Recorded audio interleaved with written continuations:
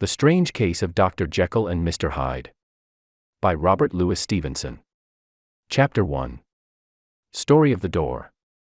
Mr. Utterson the lawyer was a man of a rugged countenance that was never lighted by a smile, cold, scanty, and embarrassed in discourse, backward in sentiment, lean, long, dusty, dreary, and yet somehow lovable. At friendly meetings, and when the wine was to his taste, something eminently human beaconed from his eye, something indeed which never found its way into his talk, but which spoke not only in these silent symbols of the after-dinner face, but more often and loudly in the acts of his life. He was austere with himself, drank gin when he was alone, to mortify a taste for vintages, and though he enjoyed the theatre, had not crossed the doors of one for 20 years. But he had an approved tolerance for others, sometimes wondering, almost with envy, at the high pressure of spirits involved in their misdeeds, and in any extremity inclined to help rather than to reprove. "I incline to Cain's heresy," he used to say quaintly. "I let my brother go to the devil in his own way." In this character, it was frequently his fortune to be the last reputable acquaintance and the last good influence in the lives of down-going men. And to such as these, so long as they came about his chambers, he never marked a shade of change in his demeanor. No doubt the feat was easy to Mr. Utterson, for he was undemonstrative at the best, and even his friendship seemed to be founded in a similar catholicity of good nature. It is the mark of a modest man to accept his friendly circle ready-made from the hands of opportunity, and that was the lawyer's way. His friends were those of his own blood or those whom he had known the longest. His affections, like ivy, were the growth of time, they implied no aptness in the object. Hence, no doubt the bond that united him to Mr. Richard Enfield, his distant kinsman, the well-known man about town. It was a nut to crack for many, what these two could see in each other, or what subject they could find in common. It was reported by those who encountered them in their Sunday walks, that they said nothing, looked singularly dull, and would hail with obvious relief the appearance of a friend. For all that, the two men put the greatest store by these excursions, counted them the chief jewel of each week, and not only set aside occasions of pleasure, but even resisted the calls of business, that they might enjoy them uninterrupted. It chanced on one of these rambles that their way led them down a by-street in a busy quarter of London. The street was small and what is called quiet, but it drove a thriving trade on the weekdays. The inhabitants were all doing well, it seemed, and all emulously hoping to do better still, and laying out the surplus of their grains in coquetry, so that the shop fronts stood along that thoroughfare with an air of invitation, like rows of smiling saleswomen. Even on Sunday, when it veiled its more florid charms and lay comparatively empty of passage, the street shone out in contrast to its dingy neighborhood, like a fire in a forest, and with its freshly painted shutters, well-polished brasses, and general cleanliness and gaiety of note, instantly caught and pleased the eye of the passenger. Two doors from one corner, on the left hand going east, the line was broken by the entry of a court, and just at that point a certain sinister block of building thrust forward its gable on the street. It was 2 stories high, showed no window, nothing but a door on the lower story and a blind forehead of discolored wall on the upper, and bore in every feature the marks of prolonged and sordid negligence. The door, which was equipped with neither bell nor knocker, was blistered and distained. Tramps slouched into the recess and struck matches on the panels, children kept shop upon the steps, the schoolboy had tried his knife on the moldings, and for close on a generation, no one had appeared to drive away these random visitors or to repair their ravages. Mr. Enfield and the lawyer were on the other side of the by-street, but when they came abreast of the entry, the former lifted up his cane and pointed. "Did you ever remark that door?" he asked, and when his companion had replied in the affirmative, "It is connected in my mind," added he, with a very odd story. "Indeed," said Mr. Utterson, with a slight change of voice, "and what was that?" "Well, it was this way," returned Mr. Enfield. "I was coming home from some place at the end of the world, about 3 o'clock of a black winter morning, and my way lay through a part of town where there was literally nothing to be seen but lamps. Street after street, and all the folks asleep, street after street, all lighted up as if for a procession, and all as empty as a church, till at last I got into that state of mind when a man listens and begins to long for the sight of a policeman. All at once, I saw 2 figures, one a little man who was stumping along eastward at a good walk, and the other a girl of maybe 8 or 10 who was running as hard as she was able down a cross street. Well, sir, the 2 ran into one another naturally enough at the corner, and then came the horrible part of the thing, for the man trampled calmly over the child's body and left her screaming on the ground. It sounds nothing to hear, but it was hellish to see. It wasn't like a man, it was like some damned juggernaut. I gave a few hello, took to my heels, collared my gentleman, and brought him back to where there was already quite a group about the screaming child.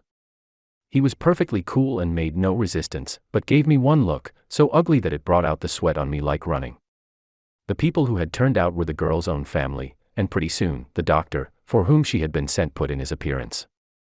Well, the child was not much the worse, more frightened, according to the sawbones, and there you might have supposed would be an end to it.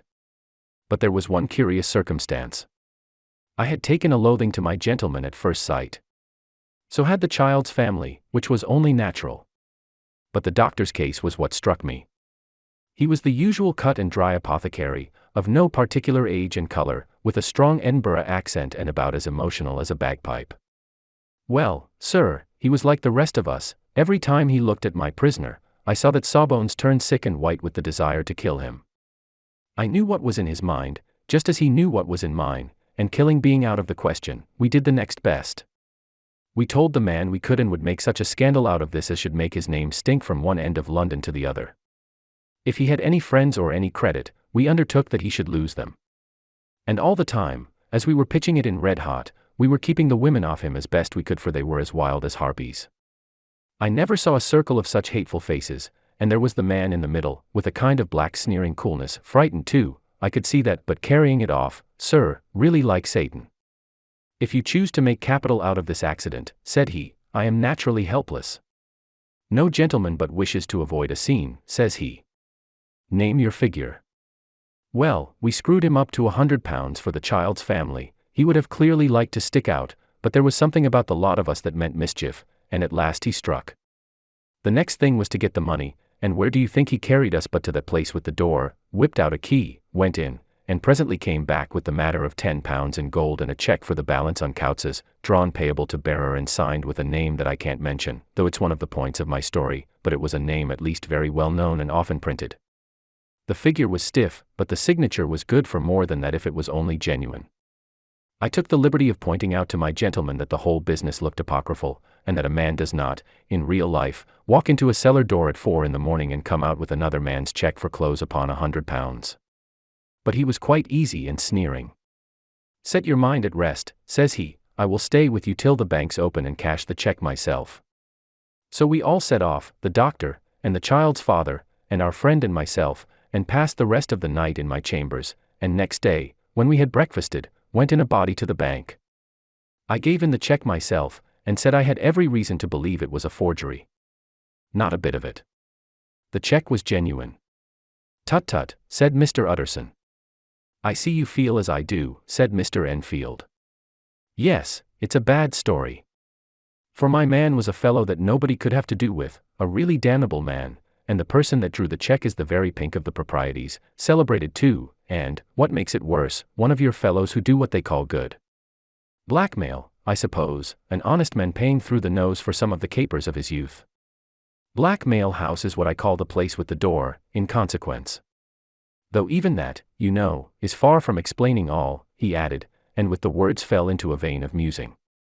From this he was recalled by Mr. Utterson asking rather suddenly, and you don't know if the drawer of the cheque lives there? A likely place, isn't it? Returned Mr. Enfield. But I happen to have noticed his address, he lives in some square or other. And you never asked about the place with the door, said Mr. Utterson. No, sir, I had a delicacy, was the reply.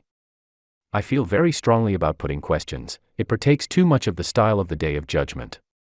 You start a question, and it's like starting a stone. You sit quietly on the top of a hill, and away the stone goes, starting others, and presently some bland old bird, the last you would have thought of, is knocked on the head in his own back garden and the family have to change their name. No sir, I make it a rule of mine, the more it looks like Queer Street, the less I ask. A very good rule, too, said the lawyer. But I have studied the place for myself, continued Mr. Enfield. It seems scarcely a house. There is no other door, and nobody goes in or out of that one but, once in a great while, the gentleman of my adventure. There are 3 windows looking on the court on the first floor, none below, the windows are always shut but they're clean.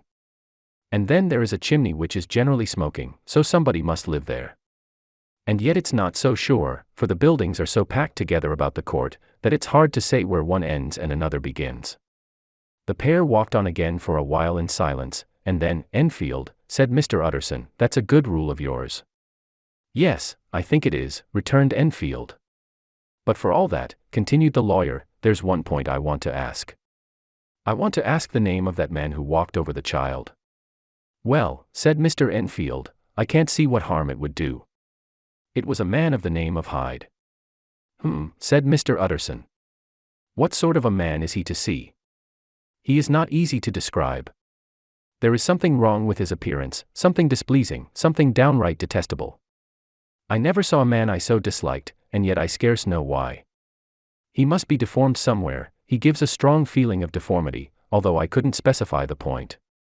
He's an extraordinary-looking man, and yet I really can name nothing out of the way. No, sir, I can make no hand of it, I can't describe him. And it's not want of memory, for I declare I can see him this moment. Mr. Utterson again walked some way in silence and obviously under a weight of consideration. You are sure he used a key? He inquired at last. My dear sir, began Enfield, surprised out of himself. Yes, I know, said Utterson, I know it must seem strange. The fact is, if I do not ask you the name of the other party, it is because I know it already. You see, Richard, your tale has gone home. If you have been inexact in any point, you had better correct it. I think you might have warned me, returned the other with a touch of sullenness. But I have been pedantically exact, as you call it. The fellow had a key, and what's more, he has it still. I saw him use it not a week ago. Mr. Utterson sighed deeply but said never a word, and the young man presently resumed. Here is another lesson to say nothing, said he. I am ashamed of my long tongue. Let us make a bargain never to refer to this again. With all my heart, said the lawyer. I shake hands on that, Richard. Chapter 2. Search for Mr. Hyde. That evening Mr. Utterson came home to his bachelor house in somber spirits and sat down to dinner without relish. It was his custom of a Sunday, when this meal was over, to sit close by the fire, a volume of some dry divinity on his reading desk, until the clock of the neighboring church rang out the hour of 12, when he would go soberly and gratefully to bed. On this night, however, as soon as the cloth was taken away, he took up a candle and went into his business room. There he opened his safe, took from the most private part of it a document endorsed on the envelope as Dr. Jekyll's will, and sat down with a clouded brow to study its contents.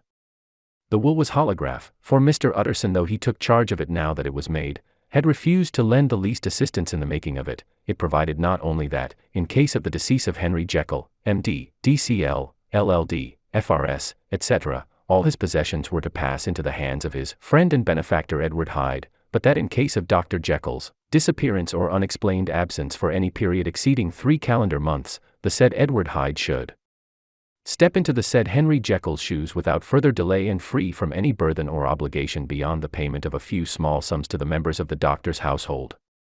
This document had long been the lawyer's eyesore. It offended him both as a lawyer and as a lover of the sane and customary sides of life, to whom the fanciful was the immodest. And hitherto it was his ignorance of Mr. Hyde that had swelled his indignation. Now, by a sudden turn, it was his knowledge. It was already bad enough when the name was but a name of which he could learn no more. It was worse when it began to be clothed upon with detestable attributes, and out of the shifting, insubstantial mists that had so long baffled his eye, there leaped up the sudden, definite presentment of a fiend. I thought it was madness, he said, as he replaced the obnoxious paper in the safe, and now I begin to fear it is disgrace. With that he blew out his candle, put on a greatcoat, and set forth in the direction of Cavendish Square, that citadel of medicine, where his friend, the great Dr. Lanyon, had his house and received his crowding patients. If anyone knows, it will be Lanyon, he had thought. The solemn butler knew and welcomed him. He was subjected to no stage of delay, but ushered direct from the door to the dining room where Dr. Lanyon sat alone over his wine. This was a hearty, healthy, dapper, red-faced gentleman, with a shock of hair prematurely white, and a boisterous and decided manner. At sight of Mr. Utterson, he sprang up from his chair and welcomed him with both hands. The geniality, as was the way of the man, was somewhat theatrical to the eye, but it reposed on genuine feeling. For these two were old friends, old mates both at school and college, both thorough respecters of themselves and of each other, and what does not always follow, men who thoroughly enjoyed each other's company. After a little rambling talk, the lawyer led up to the subject which so disagreeably preoccupied his mind. I suppose, Lanyon, said he, you and I must be the two oldest friends that Henry Jekyll has. I wish the friends were younger, chuckled Dr. Lanyon. But I suppose we are. And what of that? I see little of him now. Indeed, said Utterson. I thought you had a bond of common interest. We had, was the reply. But it is more than 10 years since Henry Jekyll became too fanciful for me. He began to go wrong in mind, and though of course I continue to take an interest in him for old sake's sake, as they say, I see and I have seen devilish little of the man. Such unscientific balderdash, added the doctor, flushing suddenly purple, would have a strange Damon and Pythias. This little spirit of temper was somewhat of a relief to Mr. Utterson. They have only differed on some point of science, he thought, and being a man of no scientific passions, except in the matter of conveyancing, he even added, it is nothing worse than that. He gave his friend a few seconds to recover his composure, and then approached the question he had come to put. Did you ever come across a protégé of his, one Hyde? He asked. Hyde, repeated Lanyon. No. Never heard of him. Since my time. That was the amount of information that the lawyer carried back with him to the great, dark bed on which he tossed to and fro, until the small hours of the morning began to grow large. It was a night of little ease to his toiling mind, toiling in mere darkness and besieged by questions. 6 o'clock struck on the bells of the church that was so conveniently near to Mr. Utterson's dwelling, and still he was digging at the problem. Hitherto it had touched him on the intellectual side alone, but now his imagination also was engaged, or rather enslaved, and as he lay and tossed in the gross darkness of the night and the curtained room, Mr. Enfield's tale went by before his mind in a scroll of lighted pictures. He would be aware of the great field of lamps of a nocturnal city, then of the figure of a man walking swiftly, then of a child running from the doctors, and then these met, and that human juggernaut trod the child down and passed on regardless of her screams. Or else he would see a room in a rich house, where his friend lay asleep, dreaming and smiling at his dreams, and then the door of that room would be opened, the curtains of the bed plucked apart, the sleeper recalled, and lo!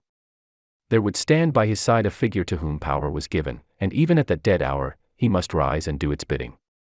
The figure in these two phases haunted the lawyer all night, and if at any time he dozed over, it was but to see it glide more stealthily through sleeping houses, or move the more swiftly and still the more swiftly, even to dizziness, through wider labyrinths of lamplight city, and at every street corner crush a child and leave her screaming. And still the figure had no face by which he might know it, even in his dreams, it had no face, or one that baffled him and melted before his eyes, and thus it was that there sprang up and grew apace in the lawyer's mind a singularly strong, almost an inordinate, curiosity to behold the features of the real Mr. Hyde. If he could but once set eyes on him, he thought the mystery would lighten and perhaps roll altogether away, as was the habit of mysterious things when well examined. He might see a reason for his friend's strange preference or bondage, call it which you please, and even for the startling clause of the will. At least it would be a face worth seeing, the face of a man who was without bowels of mercy, a face which had but to show itself to raise up, in the mind of the unimpressionable Enfield, a spirit of enduring hatred. From that time forward, Mr. Utterson began to haunt the door in the by-street of shops. In the morning before office hours, at noon when business was plenty and time scarce, at night under the face of the fogged city moon, by all lights and at all hours of solitude or concourse, the lawyer was to be found on his chosen post. If he be Mr. Hyde, he had thought, I shall be Mr. Seek. And at last his patience was rewarded. It was a fine dry night, frost in the air, the streets as clean as a ballroom floor, the lamps, unshaken by any wind, drawing a regular pattern of light and shadow. By 10 o'clock, when the shops were closed, the by-street was very solitary and, in spite of the low growl of London from all round, very silent. Small sounds carried far, domestic sounds out of the houses were clearly audible on either side of the roadway, and the rumor of the approach of any passenger preceded him by a long time. Mr. Utterson had been some minutes at his post, when he was aware of an odd light footstep drawing near.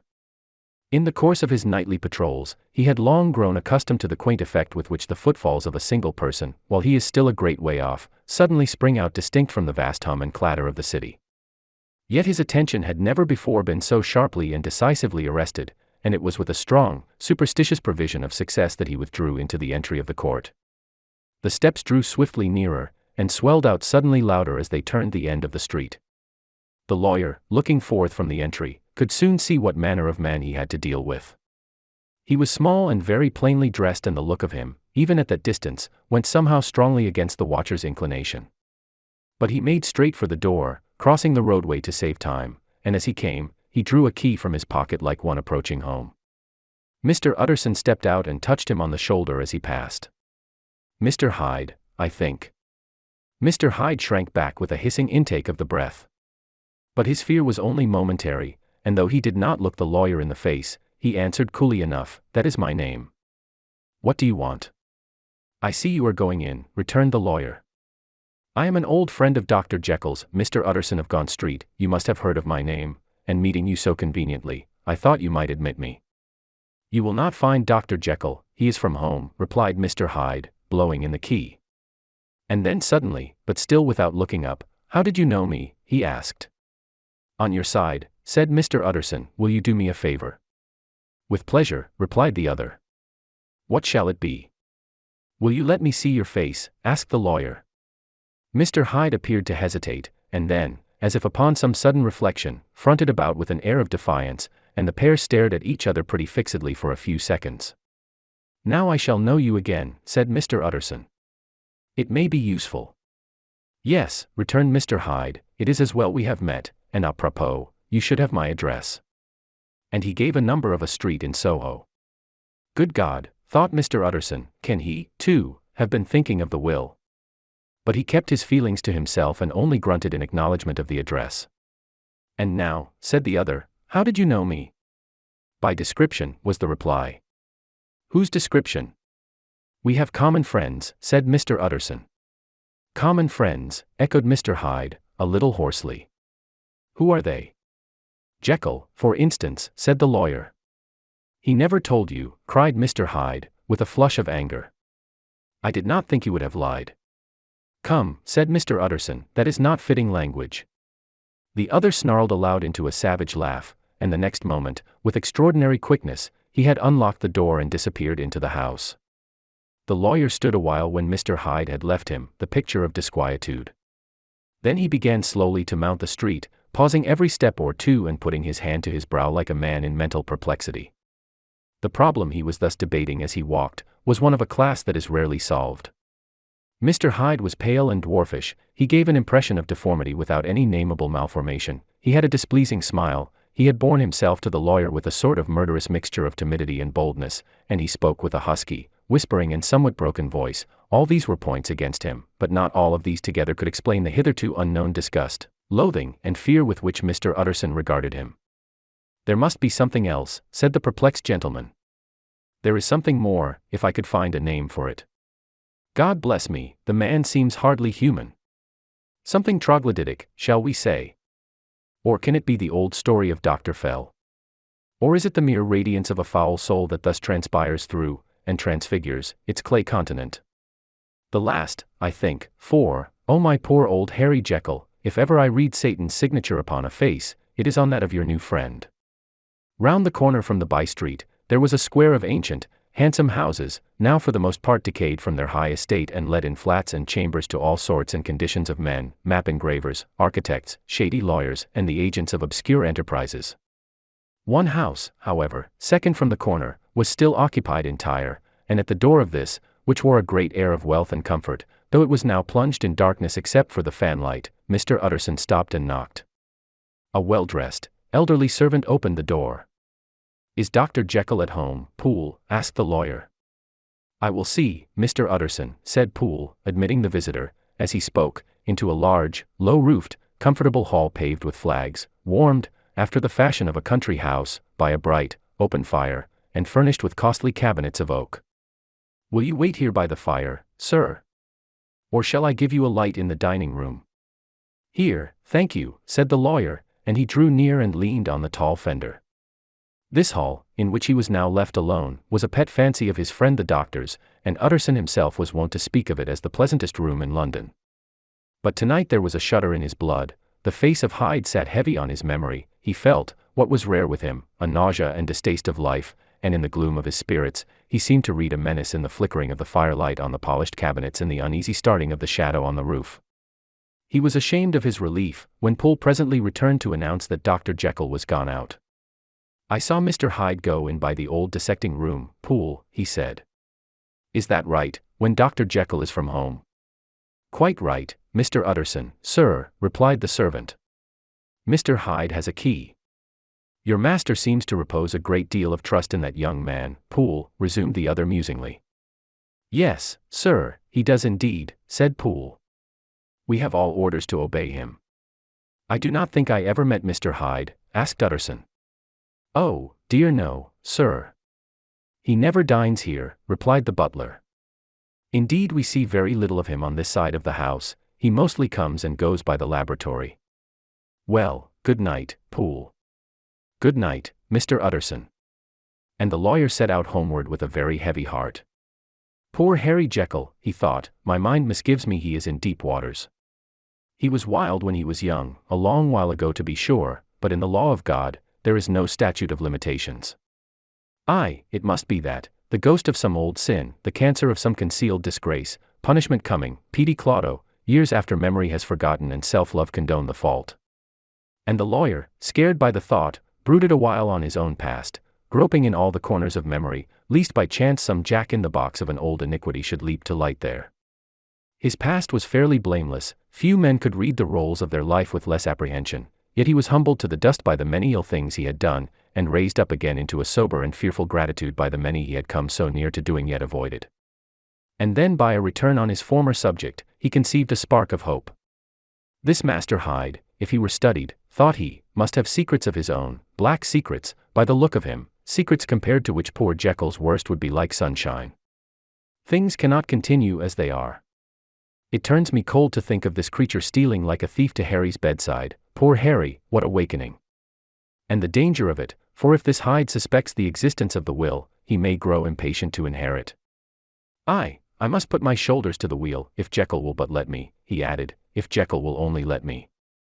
For once more he saw before his mind's eye, as clear as transparency, the strange clauses of the will.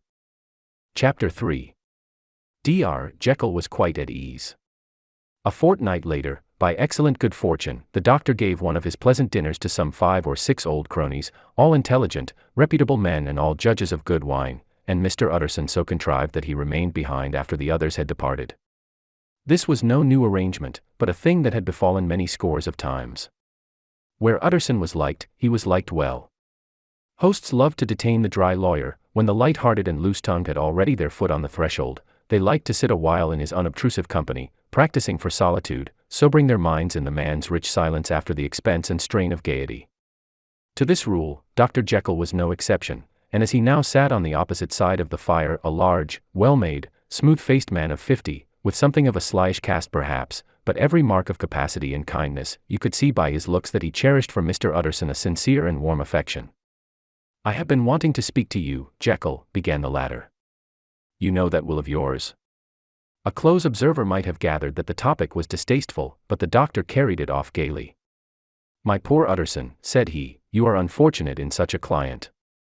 I never saw a man so distressed as you were by my will, unless it were that hide-bound pedant, Lanyon, at what he called my scientific heresies. Oh, I know he's a good fellow, you needn't frown, an excellent fellow, and I always mean to see more of him, but a hide-bound pedant for all that, an ignorant, blatant pedant. I was never more disappointed in any man than Lanyon. You know I never approved of it, pursued Utterson, ruthlessly disregarding the fresh topic. My will. Yes, certainly, I know that, said the doctor, a trifle sharply. You have told me so. Well, I tell you so again, continued the lawyer. I have been learning something of young Hyde. The large handsome face of Dr. Jekyll grew pale to the very lips, and there came a blackness about his eyes. I do not care to hear more, said he. This is a matter I thought we had agreed to drop. What I heard was abominable, said Utterson. It can make no change. You do not understand my position, returned the doctor, with a certain incoherency of manner. I am painfully situated, Utterson, my position is a very strange one. It is one of those affairs that cannot be mended by talking. Jekyll, said Utterson, you know me, I am a man to be trusted. Make a clean breast of this in confidence, and I make no doubt I can get you out of it. My good Utterson, said the doctor, this is very good of you, this is downright good of you, and I cannot find words to thank you in.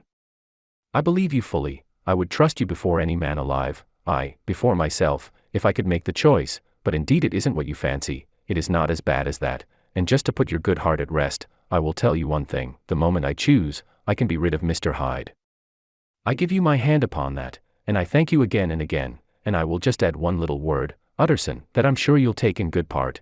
This is a private matter, and I beg of you to let it sleep." Utterson reflected a little, looking in the fire. "I have no doubt you are perfectly right," he said at last, getting to his feet. "Well, but since we have touched upon this business, and for the last time I hope," continued the doctor, "there is one point I should like you to understand. I have really a very great interest in poor Hyde. I know you have seen him, he told me so, and I fear he was rude. But I do sincerely take a very great interest in that young man, and if I am taken away, Utterson, I wish you to promise me that you will bear with him and get his rights for him. I think you would, if you knew all, and it would be a weight off my mind if you would promise." "I can't pretend that I shall ever like him," said the lawyer. "I don't ask that," pleaded Jekyll, laying his hand upon the other's arm. "I only ask for justice, I only ask you to help him for my sake, when I am no longer here." Utterson heaved an irrepressible sigh. "Well," said he, "I promise." Chapter 4. The Carew Murder Case. Nearly a year later, in the month of October 18th, London was startled by a crime of singular ferocity and rendered all the more notable by the high position of the victim. The details were few and startling. A maid-servant living alone in a house not far from the river, had gone upstairs to bed about 11. Although a fog rolled over the city in the small hours, the early part of the night was cloudless, and the lane, which the maid's window overlooked, was brilliantly lit by the full moon. It seems she was romantically given, for she sat down upon her box, which stood immediately under the window, and fell into a dream of musing. Never, she used to say, with streaming tears, when she narrated that experience, never had she felt more at peace with all men or thought more kindly of the world. And as she so sat she became aware of an aged beautiful gentleman with white hair, drawing near along the lane, and advancing to meet him, another and very small gentleman, to whom at first she paid less attention. When they had come within speech, which was just under the maid's eyes, the older man bowed and accosted the other with a very pretty manner of politeness. It did not seem as if the subject of his address were of great importance. Indeed, from his pointing, it sometimes appeared as if he were only inquiring his way, but the moon shone on his face as he spoke, and the girl was pleased to watch it. It seemed to breathe such an innocent and old-world kindness of disposition, yet with something high too, as of a well-founded self-content. Presently her eye wandered to the other, and she was surprised to recognize in him a certain Mr. Hyde, who had once visited her master and for whom she had conceived a dislike. He had in his hand a heavy cane, with which he was trifling, but he answered never a word, and seemed to listen with an ill-contained impatience. And then all of a sudden he broke out in a great flame of anger, stamping with his foot, brandishing the cane, and carrying on, as the maid described it, like a madman. The old gentleman took a step back, with the air of one very much surprised and a trifle hurt, and at that Mr. Hyde broke out of all bounds and clubbed him to the earth. And next moment, with ape-like fury, he was trampling his victim underfoot and hailing down a storm of blows, under which the bones were audibly shattered and the body jumped upon the roadway. At the horror of these sights and sounds, the maid fainted. It was 2 o'clock when she came to herself and called for the police. The murderer was gone long ago, but there lay his victim in the middle of the lane, incredibly mangled. The stick with which the deed had been done, although it was of some rare and very tough and heavy wood, had broken in the middle under the stress of this insensate cruelty, and one splintered half had rolled in the neighboring gutter, the other, without doubt, had been carried away by the murderer. A purse and gold watch were found upon the victim, but no cards or papers, except a sealed and stamped envelope, which he had been probably carrying to the post, and which bore the name and address of Mr. Utterson. This was brought to the lawyer the next morning, before he was out of bed, and he had no sooner seen it and been told the circumstances, than he shot out a solemn lip. "I shall say nothing till I have seen the body," said he. "This may be very serious. Have the kindness to wait while I dress." And with the same grave countenance he hurried through his breakfast and drove to the police station, whither the body had been carried. As soon as he came into the cell, he nodded. "Yes," said he, "I recognize him. I am sorry to say that this is Sir Danvers Carew."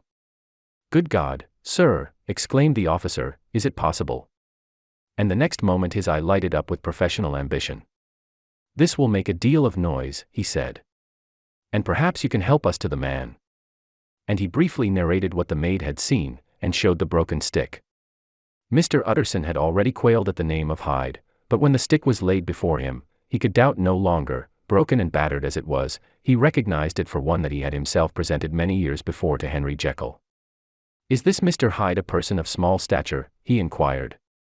particularly small and particularly wicked-looking, is what the maid calls him," said the officer. Mr. Utterson reflected, and then, raising his head, "If you will come with me in my cab," he said, "I think I can take you to his house." It was by this time about 9 in the morning, and the first fog of the season. A great chocolate-colored pall lowered over heaven, but the wind was continually charging and rooting these embattled vapors, so that as the cab crawled from street to street, Mr. Utterson beheld a marvelous number of degrees and hues of twilight, for here it would be dark like the back end of evening, and there would be a glow of a rich, lurid brown, like the light of some strange conflagration, and here, for a moment, the fog would be quite broken up, and a haggard shaft of daylight would glance in between the swirling wreaths. The dismal quarter of Soho seen under these changing glimpses, with its muddy ways, and slatternly passengers, and its lamps, which had never been extinguished or had been kindled afresh to combat this mournful re-invasion of darkness, seemed, in the lawyer's eyes, like a district of some city in a nightmare. The thoughts of his mind, besides, were of the gloomiest dye, and when he glanced at the companion of his drive, he was conscious of some touch of the terror of the law and the law's officers, which may at times assail the most honest.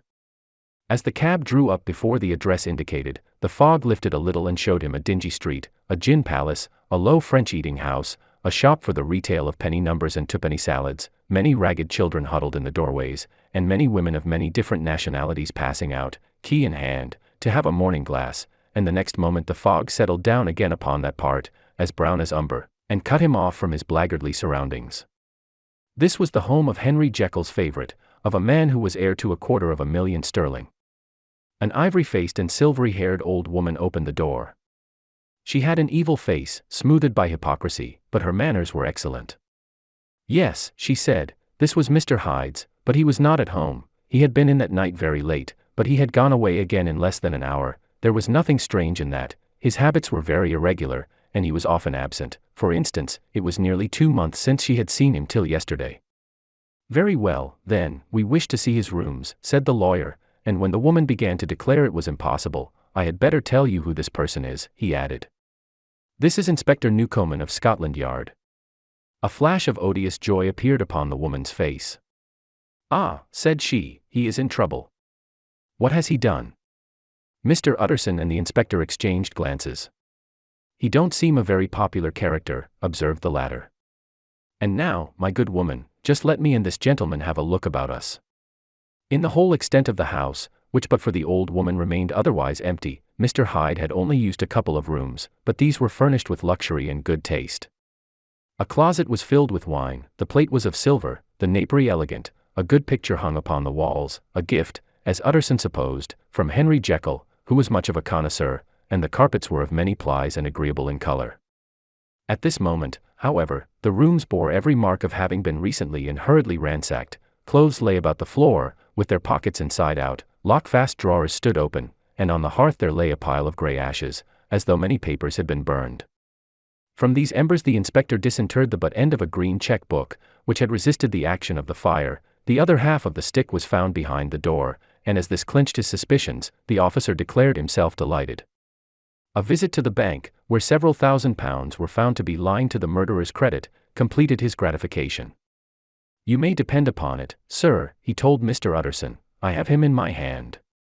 He must have lost his head, or he never would have left the stick or, above all, burned the cheque-book. Why, money's life to the man. We have nothing to do but wait for him at the bank, and get out the handbills." This last, however, was not so easy of accomplishment, for Mr. Hyde had numbered few familiars. Even the master of the servant maid had only seen him twice, his family could nowhere be traced, he had never been photographed, and the few who could describe him differed widely, as common observers will. Only on one point were they agreed, and that was the haunting sense of unexpressed deformity with which the fugitive impressed his beholders. Chapter 5. Incident of the letter. It was late in the afternoon, when Mr. Utterson found his way to Dr. Jekyll's door, where he was at once admitted by Poole, and carried down by the kitchen offices and across a yard which had once been a garden, to the building which was indifferently known as the laboratory or dissecting rooms. The doctor had bought the house from the heirs of a celebrated surgeon, and his own tastes being rather chemical than anatomical, had changed the destination of the block at the bottom of the garden. It was the first time that the lawyer had been received in that part of his friend's quarters, and he eyed the dingy, windowless structure with curiosity, and gazed round with a distasteful sense of strangeness as he crossed the theater, once crowded with eager students and now lying gaunt and silent, the tables laden with chemical apparatus, the floor strewn with crates and littered with packing straw, and the light falling dimly through the foggy cupola. At the further end, a flight of stairs mounted to a door covered with red baize, and through this, Mr. Utterson was at last received into the doctor's cabinet. It was a large room fitted round with glass presses, furnished, among other things, with a cheval glass and a business table, and looking out upon the court by 3 dusty windows barred with iron.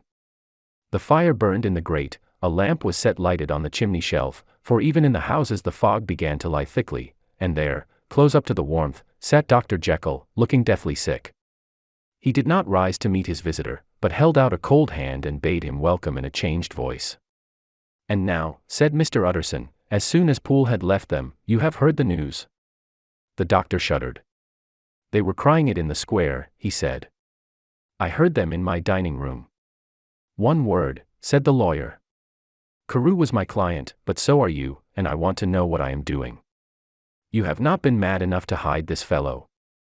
"Utterson, I swear to God," cried the doctor, "I swear to God I will never set eyes on him again. I bind my honor to you that I am done with him in this world. It is all at an end. And indeed he does not want my help. You do not know him as I do. He is safe, he is quite safe, mark my words, he will never more be heard of." The lawyer listened gloomily. He did not like his friend's feverish manner. "You seem pretty sure of him," said he, "and for your sake, I hope you may be right. If it came to a trial, your name might appear." "I am quite sure of him," replied Jekyll. "I have grounds for certainty that I cannot share with any one. But there is one thing on which you may advise me. I have received a letter, and I am at a loss whether I should show it to the police. I should like to leave it in your hands, Utterson. You would judge wisely, I am sure. I have so great a trust in you." "You fear, I suppose, that it might lead to his detection?" asked the lawyer. "No," said the other. "I cannot say that I care what becomes of Hyde. I am quite done with him. I was thinking of my own character, which this hateful business has rather exposed." Utterson ruminated a while. He was surprised at his friend's selfishness, and yet relieved by it. "Well," said he, at last, "let me see the letter."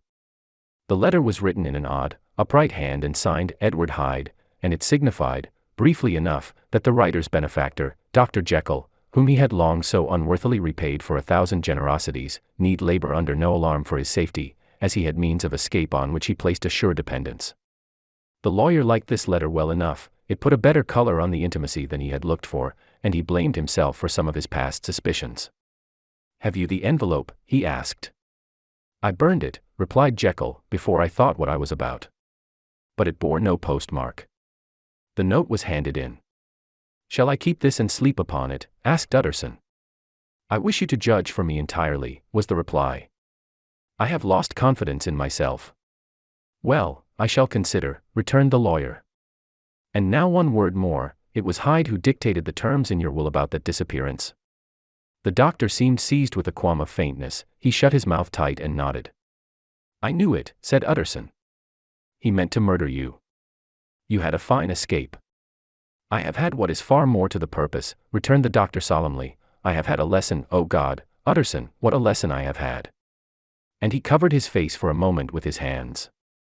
On his way out, the lawyer stopped and had a word or two with Poole. "By the by," said he, "there was a letter handed in today. What was the messenger like?" But Poole was positive nothing had come except by post, and only circulars by that, he added. This news sent off the visitor with his fears renewed. Plainly the letter had come by the laboratory door. Possibly, indeed, it had been written in the cabinet, and if that were so, it must be differently judged, and handled with the more caution. The newsboys, as he went, were crying themselves hoarse along the footways. Special edition. Shocking murder of an MP. That was the funeral oration of one friend and client, and he could not help a certain apprehension lest the good name of another should be sucked down in the eddy of the scandal. It was, at least, a ticklish decision that he had to make, and self-reliant as he was by habit, he began to cherish a longing for advice. It was not to be had directly, but perhaps, he thought, it might be fished for. Presently after, he sat on one side of his own hearth, with Mr. Guest, his head clerk, upon the other, and midway between, at a nicely calculated distance from the fire, a bottle of a particular old wine that had long dwelt unsunned in the foundations of his house. The fog still slept on the wing above the drowned city, where the lamps glimmered like carbuncles, and through the muffle and smother of these fallen clouds, the procession of the town's life was still rolling in through the great arteries with a sound as of a mighty wind. But the room was gay with firelight. In the bottle the acids were long ago resolved, the imperial dye had softened with time, as the color grows richer in stained windows, and the glow of hot autumn afternoons on hillside vineyards was ready to be set free and to disperse the fogs of London. Insensibly the lawyer melted. There was no man from whom he kept fewer secrets than Mr. Guest, and he was not always sure that he kept as many as he meant. Guest had often been on business to the doctors, he knew Poole, he could scarce have failed to hear of Mr. Hyde's familiarity about the house, he might draw conclusions. Was it not as well, then, that he should see a letter which put that mystery to right?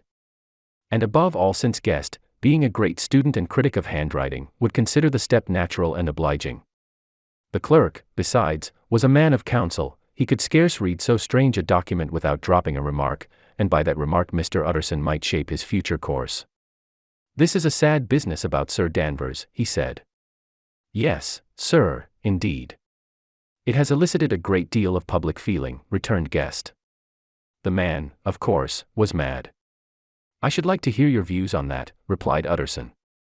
"I have a document here in his handwriting, it is between ourselves, for I scarce know what to do about it, it is an ugly business at the best. But there it is, quite in your way, a murderer's autograph." Guest's eyes brightened, and he sat down at once and studied it with passion. "No, sir," he said, "not mad, but it is an odd hand." "And by all accounts a very odd writer," added the lawyer. Just then the servant entered with a note. "Is that from Dr. Jekyll, sir?" inquired the clerk. "I thought I knew the writing." "Anything private, Mr. Utterson?" "Only an invitation to dinner." "Why? Do you want to see it?" "One moment."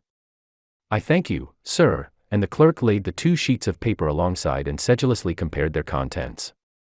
"Thank you, sir," he said at last, returning both, "it's a very interesting autograph." There was a pause, during which Mr. Utterson struggled with himself. "Why did you compare them, Guest?" he inquired suddenly. "Well, sir," returned the clerk, "there's a rather singular resemblance, the 2 hands are in many points identical, only differently sloped."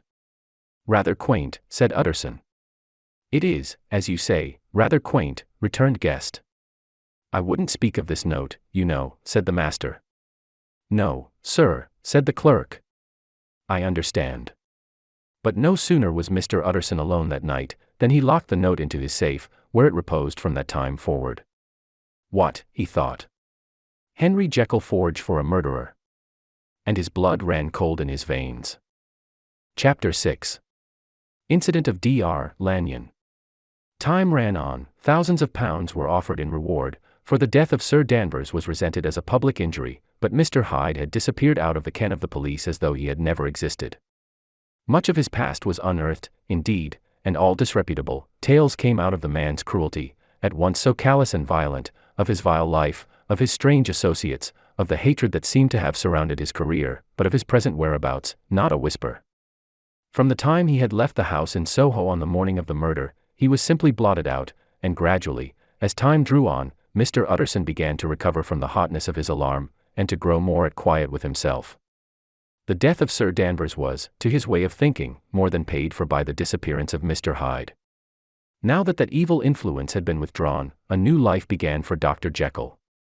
He came out of his seclusion, renewed relations with his friends, became once more their familiar guest and entertainer, and whilst he had always been known for charities, he was now no less distinguished for religion. He was busy, he was much in the open air, he did good, his face seemed to open and brighten, as if with an inward consciousness of service, and for more than 2 months, the doctor was at peace. On the 8th of January Utterson had dined at the doctor's with a small party, Lanyon had been there, and the face of the host had looked from one to the other as in the old days when the trio were inseparable friends.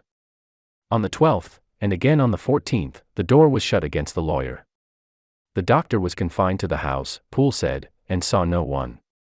On the 15th, he tried again, and was again refused, and having now been used for the last 2 months to see his friend almost daily, he found this return of solitude to weigh upon his spirits. The 5th night he had in guest to dine with him, and the 6th he betook himself to Dr. Lanyon's.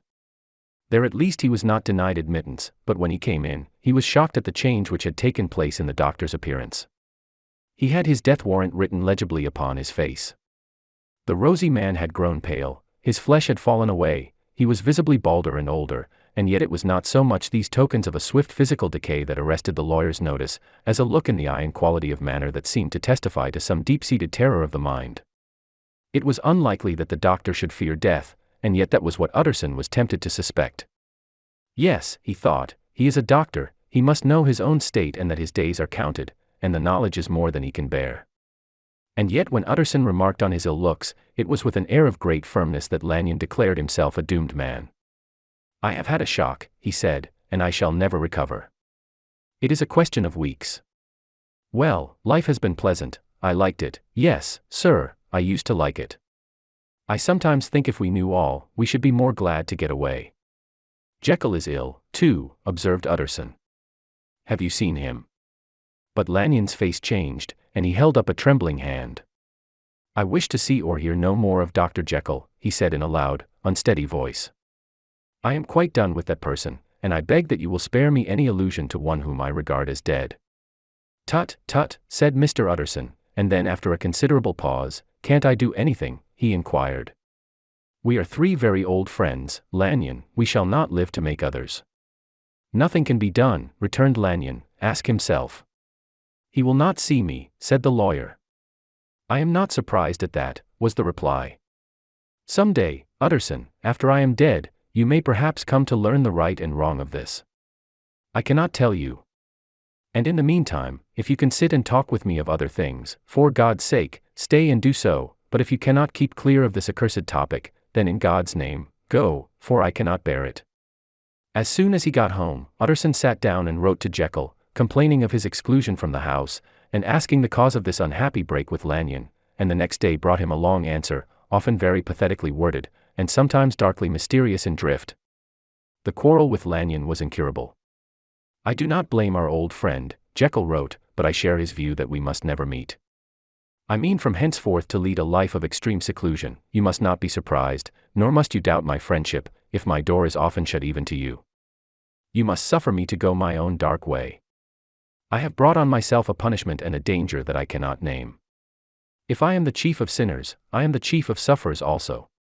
I could not think that this earth contained a place for sufferings and terrors so unmanning, and you can do but one thing, Utterson, to lighten this destiny, and that is to respect my silence."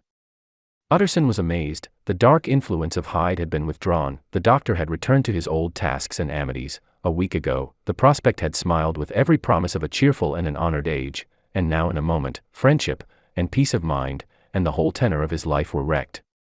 So great and unprepared a change pointed to madness, but in view of Lanyon's manner and words, there must lie for it some deeper ground.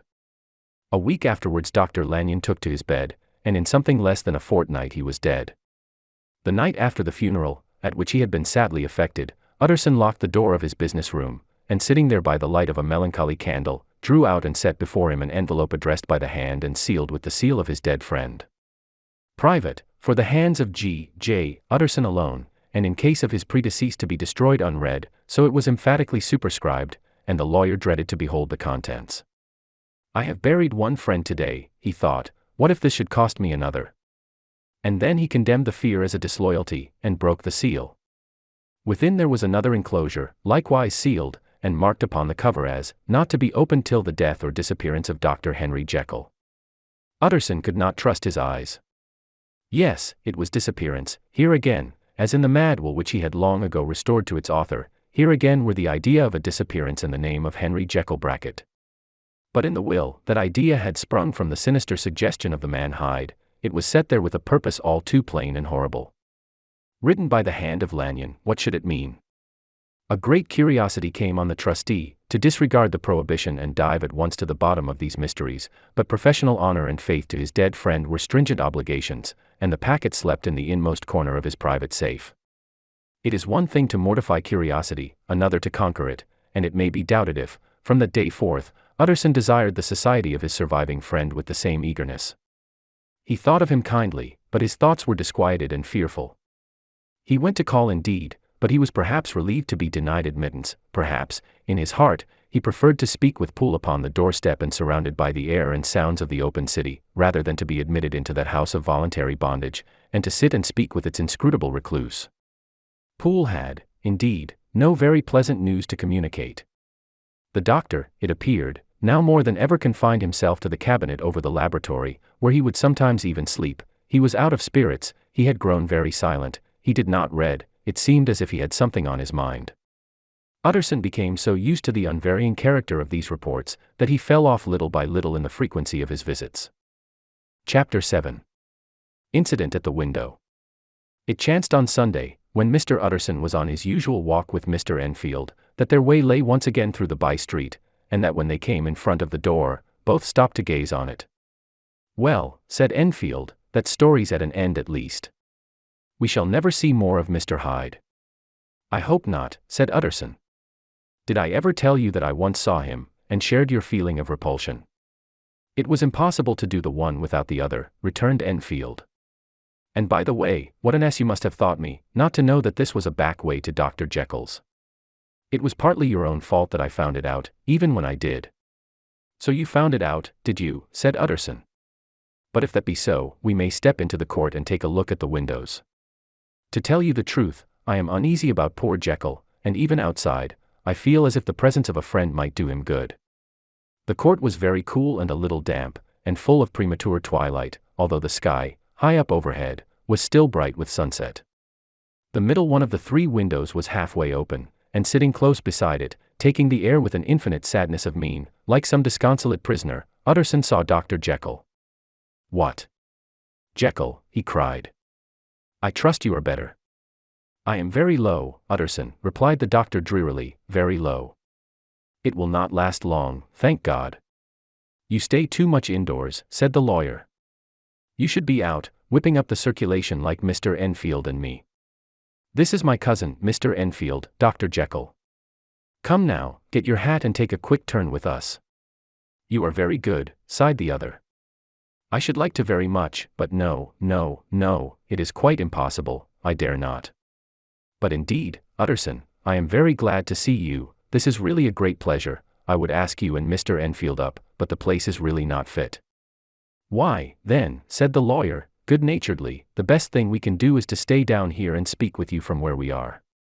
"That is just what I was about to venture to propose," returned the doctor with a smile. But the words were hardly uttered, before the smile was struck out of his face and succeeded by an expression of such abject terror and despair, as froze the very blood of the two gentlemen below. They saw it but for a glimpse, for the window was instantly thrust down, but that glimpse had been sufficient, and they turned and left the court without a word. In silence, too, they traversed the by-street, and it was not until they had come into a neighboring thoroughfare, where even upon a Sunday there were still some stirrings of life, that Mr. Utterson at last turned and looked at his companion. They were both pale, and there was an answering horror in their eyes. God forgive us," said Mr. Utterson. But Mr. Enfield only nodded his head very seriously, and walked on once more in silence. Chapter 8. The Last Night. Mr. Utterson was sitting by his fireside one evening after dinner, when he was surprised to receive a visit from Poole. "Bless me, Poole, what brings you here?" he cried, and then taking a second look at him, "What ails you?" he added, "is the doctor ill?" "Mr. Utterson," said the man, "there is something wrong." "Take a seat, and here is a glass of wine for you," said the lawyer. "Now, take your time, and tell me plainly what you want." "You know the doctor's ways, sir," replied Poole, "and how he shuts himself up." "Well, he's shut up again in the cabinet, and I don't like it, sir. I wish I may die if I like it." "Mr. Utterson, sir, I'm afraid." "Now, my good man," said the lawyer, "be explicit. What are you afraid of?" "I've been afraid for about a week," returned Poole, doggedly disregarding the question, "and I can bear it no more." The man's appearance amply bore out his words. His manner was altered for the worse, and except for the moment when he had first announced his terror, he had not once looked the lawyer in the face. Even now, he sat with the glass of wine untasted on his knee, and his eyes directed to a corner of the floor. "I can bear it no more," he repeated. "Come," said the lawyer, "I see you have some good reason, Poole. I see there is something seriously amiss. Try to tell me what it is." "I think there's been foul play," said Poole, hoarsely. "Foul play," cried the lawyer, a good deal frightened and rather inclined to be irritated in consequence. What foul play? What does the man mean? I daren't say, sir, was the answer, but will you come along with me and see for yourself? Mr. Utterson's only answer was to rise and get his hat and greatcoat, but he observed with wonder the greatness of the relief that appeared upon the butler's face, and perhaps with no less, that the wine was still untasted when he set it down to follow. It was a wild, cold, seasonable night of March, with a pale moon, lying on her back as though the wind had tilted her, and flying rack of the most diaphanous and lawny texture. The wind made talking difficult, and flecked the blood into the face. It seemed to have swept the streets unusually bare of passengers, besides, for Mr. Utterson thought he had never seen that part of London so deserted. He could have wished it otherwise. Never in his life had he been conscious of so sharp a wish to see and touch his fellow creatures, for struggle as he might, there was borne in upon his mind a crushing anticipation of calamity. The square, when they got there, was full of wind and dust, and the thin trees in the garden were lashing themselves along the railing. Poole, who had kept all the way a pace or two ahead, now pulled up in the middle of the pavement, and in spite of the biting weather, took off his hat and mopped his brow with a red pocket-handkerchief. But for all the hurry of his coming, these were not the dews of exertion that he wiped away, but the moisture of some strangling anguish, for his face was white and his voice, when he spoke, harsh and broken. "Well, sir," he said, "here we are, and God grant there be nothing wrong." "Amen, Poole," said the lawyer. Thereupon the servant knocked in a very guarded manner, the door was opened on the chain, and a voice asked from within, "Is that you, Poole?" "It's all right," said Poole. "Open the door." The hall, when they entered it, was brightly lighted up, the fire was built high, and about the hearth the whole of the servants, men and women, stood huddled together like a flock of sheep. At the sight of Mr. Utterson, the housemaid broke into hysterical whimpering, and the cook, crying out, "Bless God! It's Mr. Utterson," ran forward as if to take him in her arms. What? Are you all here?" said the lawyer peevishly. "Very irregular, very unseemly, your master would be far from pleased." "They're all afraid," said Poole. Blank silence followed, no one protesting, only the maid lifted her voice and now wept loudly. "Hold your tongue," Poole said to her, with a ferocity of accent that testified to his own jangled nerves, and indeed, when the girl had so suddenly raised the note of her lamentation, they had all started and turned towards the inner door with faces of dreadful expectation. "And now," continued the butler, addressing the knife boy, "reach me a candle, and we'll get this through hands at once." And then he begged Mr. Utterson to follow him, and led the way to the back garden. "Now, sir," said he, "you come as gently as you can. I want you to hear, and I don't want you to be heard. And see here, sir, if by any chance he was to ask you in, don't go." Mr. Utterson's nerves, at this unlooked-for termination, gave a jerk that nearly threw him from his balance, but he recollected his courage and followed the butler into the laboratory building through the surgical theater, with its lumber of crates and bottles, to the foot of the stair. Here Poole motioned him to stand on one side and listen, while he himself, setting down the candle and making a great and obvious call on his resolution, mounted the steps and knocked with a somewhat uncertain hand on the red baize of the cabinet door. "Mr. Utterson, sir, asking to see you," he called, and even as he did so, once more violently signed to the lawyer to give ear. A voice answered from within, "Tell him I cannot see anyone," it said complainingly. "Thank you, sir," said Poole, with a note of something like triumph in his voice, and taking up his candle, he led Mr. Utterson back across the yard and into the great kitchen, where the fire was out and the beetles were leaping on the floor. "Sir," he said, looking Mr. Utterson in the eyes, "was that my master's voice?" "It seems much changed," replied the lawyer, very pale, but giving look for look. "Changed? Well, yes, I think so," said the butler. "Have I been 20 years in this man's house, to be deceived about his voice? No, sir, master's made away with, he was made away with 8 days ago, when we heard him cry out upon the name of God, and who's in there instead of him, and why it stays there, is a thing that cries to heaven, Mr. Utterson." "This is a very strange tale, Poole, this is rather a wild tale, my man," said Mr. Utterson, biting his finger. "Suppose it were as you suppose, supposing Dr. Jekyll to have been, well, murdered, what could induce the murderer to stay? That won't hold water, it doesn't commend itself to reason." "Well, Mr. Utterson, you are a hard man to satisfy, but I'll do it yet," said Poole.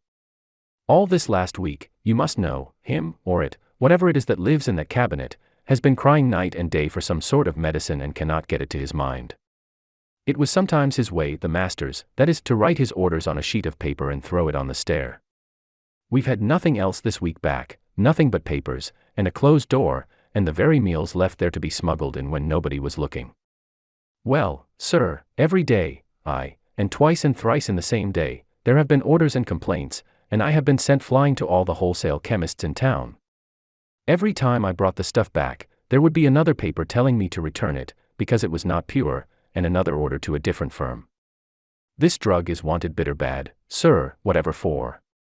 Have you any of these papers? Asked Mr. Utterson. Poole felt in his pocket and handed out a crumpled note, which the lawyer, bending nearer to the candle, carefully examined. Its contents ran thus: Dr. Jekyll presents his compliments to Messrs. Ma. He assures them that their last sample is impure and quite useless for his present purpose. In the year 18, Dr. J. purchased a somewhat large quantity from Messrs. M. He now begs them to search with most sedulous care, and should any of the same quality be left, forward it to him at once. Expense is no consideration. The importance of this to Dr. J. can hardly be exaggerated. So far the letter had run composedly enough, but here with a sudden splutter of the pen, the writer's emotion had broken loose. For God's sake, he added, find me some of the old. This is a strange note, said Mr. Utterson, and then sharply, how do you come to have it open? The man at Ma's was main angry, sir, and he threw it back to me like so much dirt, returned Poole. This is unquestionably the doctor's hand, do you know, resumed the lawyer. I thought it looked like it, said the servant rather sulkily, and then, with another voice, but what matters hand of right, he said. I've seen him. Seen him, repeated Mr. Utterson. Well. That's it, said Poole. It was this way. I came suddenly into the theater from the garden. It seems he had slipped out to look for this drug or whatever it is, for the cabinet door was open, and there he was at the far end of the room digging among the crates. He looked up when I came in, gave a kind of cry, and whipped upstairs into the cabinet. It was but for 1 minute that I saw him, but the hair stood upon my head like quills. Sir, if that was my master, why had he a mask upon his face? If it was my master, why did he cry out like a rat, and run from me? I have served him long enough. And then, the man paused and passed his hand over his face. These are all very strange circumstances, said Mr. Utterson, but I think I begin to see daylight. Your master, Poole, is plainly seized with one of those maladies that both torture and deform the sufferer, hence, for aught I know, the alteration of his voice, hence the mask and the avoidance of his friends, hence his eagerness to find this drug, by means of which the poor soul retains some hope of ultimate recovery. God grant that he be not deceived. There is my explanation. It is sad enough, Poole, aye, and appalling to consider, but it is plain and natural, hangs well together, and delivers us from all exorbitant alarms. Sir, said the butler, turning to a sort of mottled pallor, that thing was not my master, and there's the truth. My master, here he looked round him and began to whisper, is a tall, fine build of a man, and this was more of a dwarf. Utterson attempted to protest. Oh, sir, cried Poole, do you think I do not know my master after 20 years? Do you think I do not know where his head comes to in the cabinet door, where I saw him every morning of my life? No, sir, that thing in the mask was never Dr. Jekyll. God knows what it was, but it was never Dr. Jekyll, and it is the belief of my heart that there was murder done. Poole, replied the lawyer, if you say that, it will become my duty to make certain. Much as I desire to spare your master's feelings, much as I am puzzled by this note which seems to prove him to be still alive, I shall consider it my duty to break in that door. Ah, Mr. Utterson, that's talking, cried the butler. And now comes the second question, resumed Utterson, who is going to do it? Why, you and me, sir, was the undaunted reply. That's very well said, returned the lawyer, and whatever comes of it, I shall make it my business to see you are no loser. There is an axe in the theater, continued Poole, and you might take the kitchen poker for yourself. The lawyer took that rude but weighty instrument into his hand, and balanced it. Do you know, Poole, he said, looking up, that you and I are about to place ourselves in a position of some peril? You may say so, sir, indeed, returned the butler. It is well, then, that we should be frank, said the other. We both think more than we have said, let us make a clean breast. This masked figure that you saw, did you recognize it? Well, sir, it went so quick, and the creature was so doubled up, that I could hardly swear to that, was the answer. But if you mean, was it Mr. Hyde, why, yes, I think it was. You see, it was much of the same bigness, and it had the same quick, light way with it, and then who else could have got in by the laboratory door? You have not forgot, sir, that at the time of the murder he had still the key with him. But that's not all. I don't know, Mr. Utterson, if you ever met this Mr. Hyde. Yes, said the lawyer, I once spoke with him. Then you must know as well as the rest of us that there was something queer about the gentleman, something that gave a man a turn, I don't know rightly how to say it, sir, beyond this, that you felt in your marrow kind of cold and thin. I own I felt something of what you describe, said Mr. Utterson. Quite so, sir, returned Poole. Well, when that masked thing like a monkey jumped from among the chemicals and whipped into the cabinet, it went down my spine like ice. Oh, I know it's not evidence, Mr. Utterson, I'm book-learned enough for that, but a man has his feelings, and I give you my Bible word it was Mr. Hyde. Aye, said the lawyer. My fears incline to the same point. Evil, I fear, founded evil was sure to come of that connection. I believe you, I believe poor Harry is killed, and I believe his murderer, for what purpose, God alone can tell, is still lurking in his victim's room. Well, let our name be Vengeance. Call Bradshaw. The footman came at the summons, very white and nervous. Pull yourself together, Bradshaw, said the lawyer. This suspense, I know, is telling upon all of you, but it is now our intention to make an end of it. Poole, here, and I are going to force our way into the cabinet. If all is well, my shoulders are broad enough to bear the blame. Meanwhile, lest anything should really be amiss, or any malefactor seek to escape by the back, you and the boy must go round the corner with a pair of good sticks and take your post at the laboratory door. We give you 10 minutes to get to your stations. As Bradshaw left, the lawyer looked at his watch. And now, Poole, let us get to ours, he said, and taking the poker under his arm, led the way into the yard. The scud had banked over the moon, and it was now quite dark. The wind, which only broke in puffs and drafts into the deep well of building, tossed the light of the candle to and fro about their steps, until they came into the shelter of the theatre, where they sat down silently to wait. London hummed solemnly all around, but nearer at hand, the stillness was only broken by the sounds of a footfall moving to and fro along the cabinet floor. So it will walk all day, sir, whispered Poole, aye, and the better part of the night. Only when a new sample comes from the chemist, there's a bit of a break. Ah, it's an ill conscience that's such an enemy to rest. Ah, sir, there's blood foully shed in every step of it. But hark again, a little closer, put your heart in your ears, Mr. Utterson, and tell me, is that the doctor's foot? The steps fell lightly and oddly, with a certain swing, for all they went so slowly, it was different indeed from the heavy creaking tread of Henry Jekyll. Utterson sighed. Is there never anything else? He asked. Poole nodded. Once, he said. Once I heard it weeping. Weeping.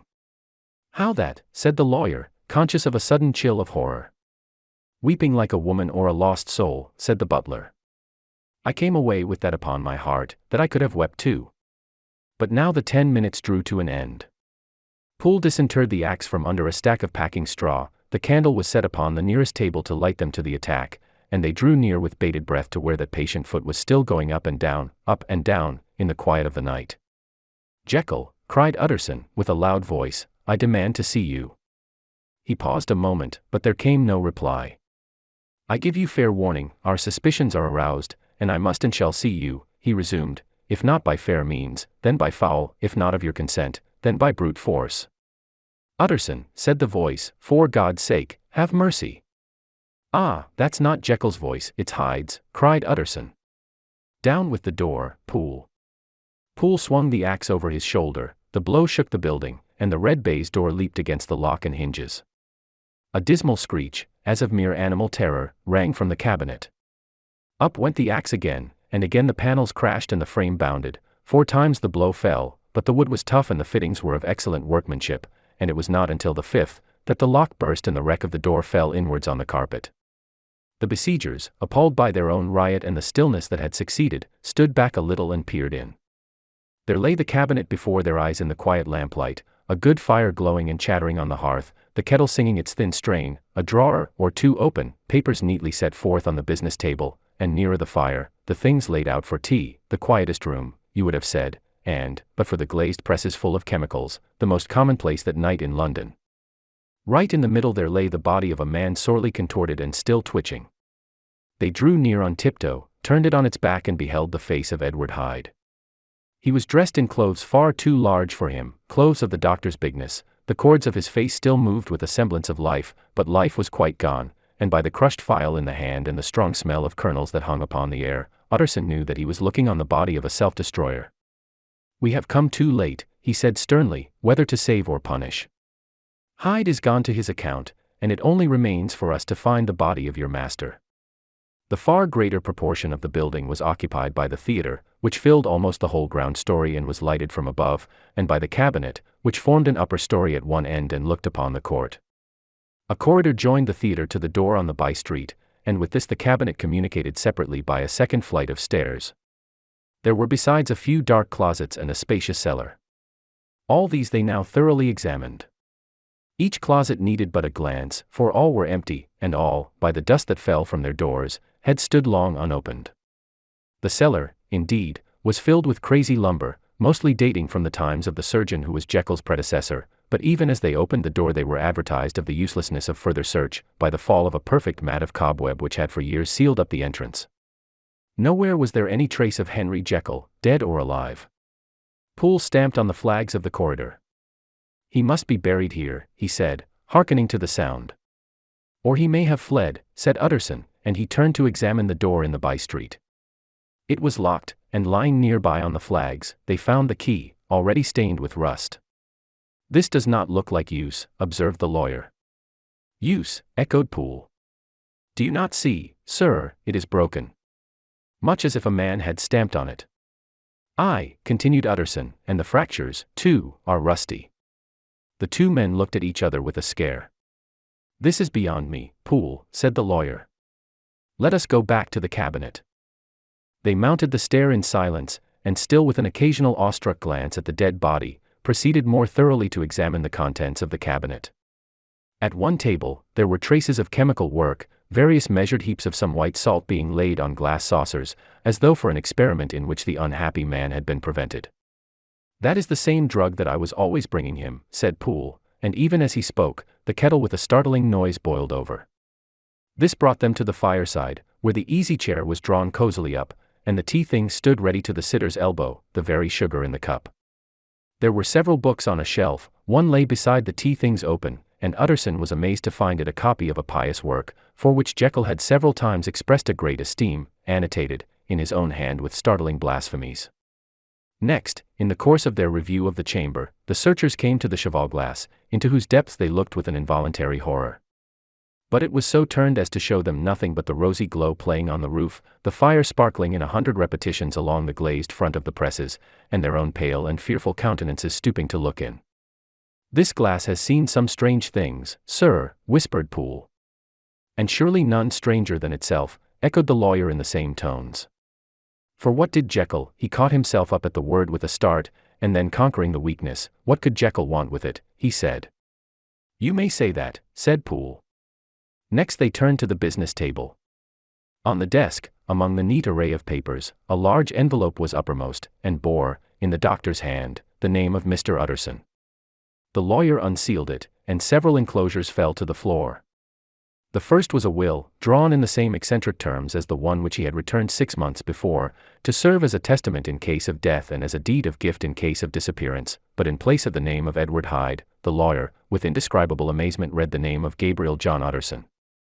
He looked at Poole, and then back at the paper, and last of all at the dead malefactor stretched upon the carpet. "My head goes round," he said.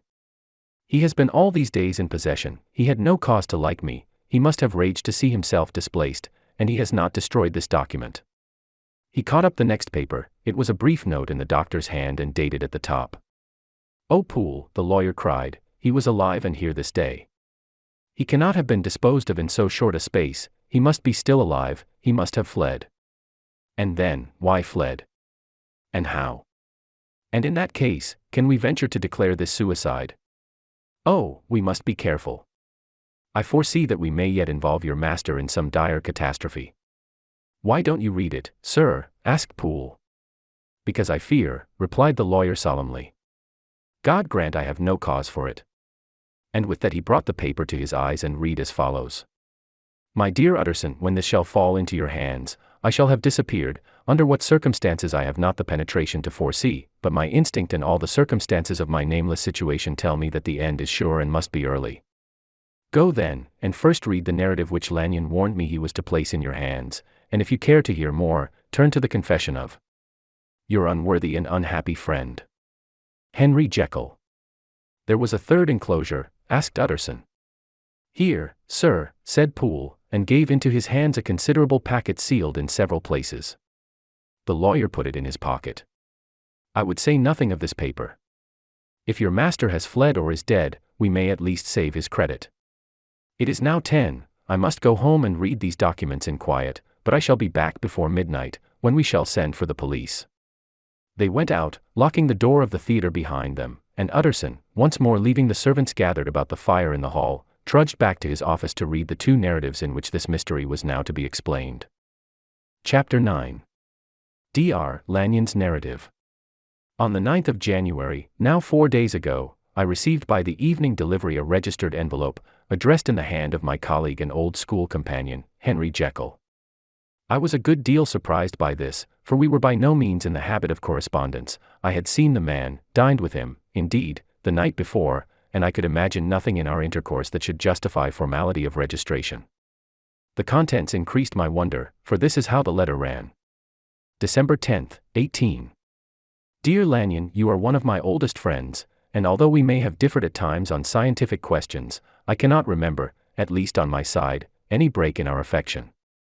There was never a day when, if you had said to me, Jekyll, my life, my honor, my reason, depend upon you, I would not have sacrificed my left hand to help you.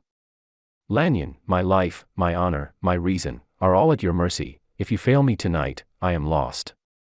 You might suppose, after this preface, that I am going to ask you for something dishonorable to grant. Judge for yourself. I want you to postpone all other engagements for tonight, even if you were summoned to the bedside of an emperor, to take a cab, unless your carriage should be actually at the door, and with this letter in your hand for consultation, to drive straight to my house. Poole, my butler, has his orders. You will find him waiting your arrival with a locksmith.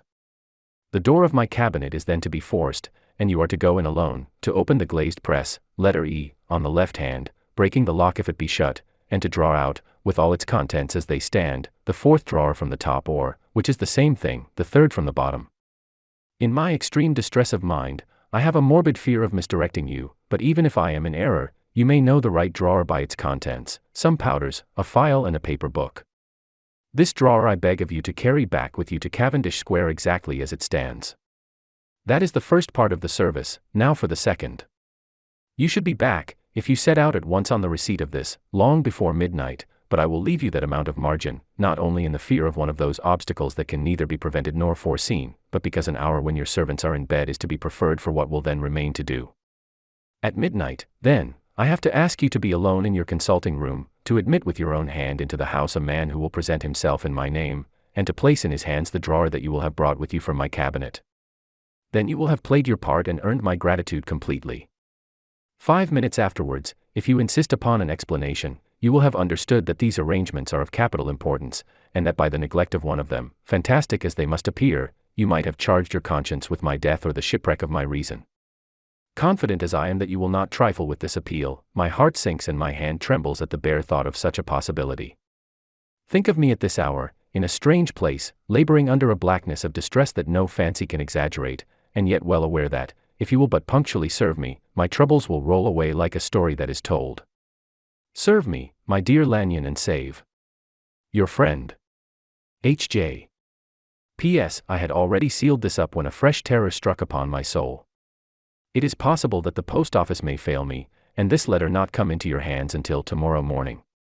In that case, dear Lanyon, do my errand when it shall be most convenient for you in the course of the day, and once more expect my messenger at midnight.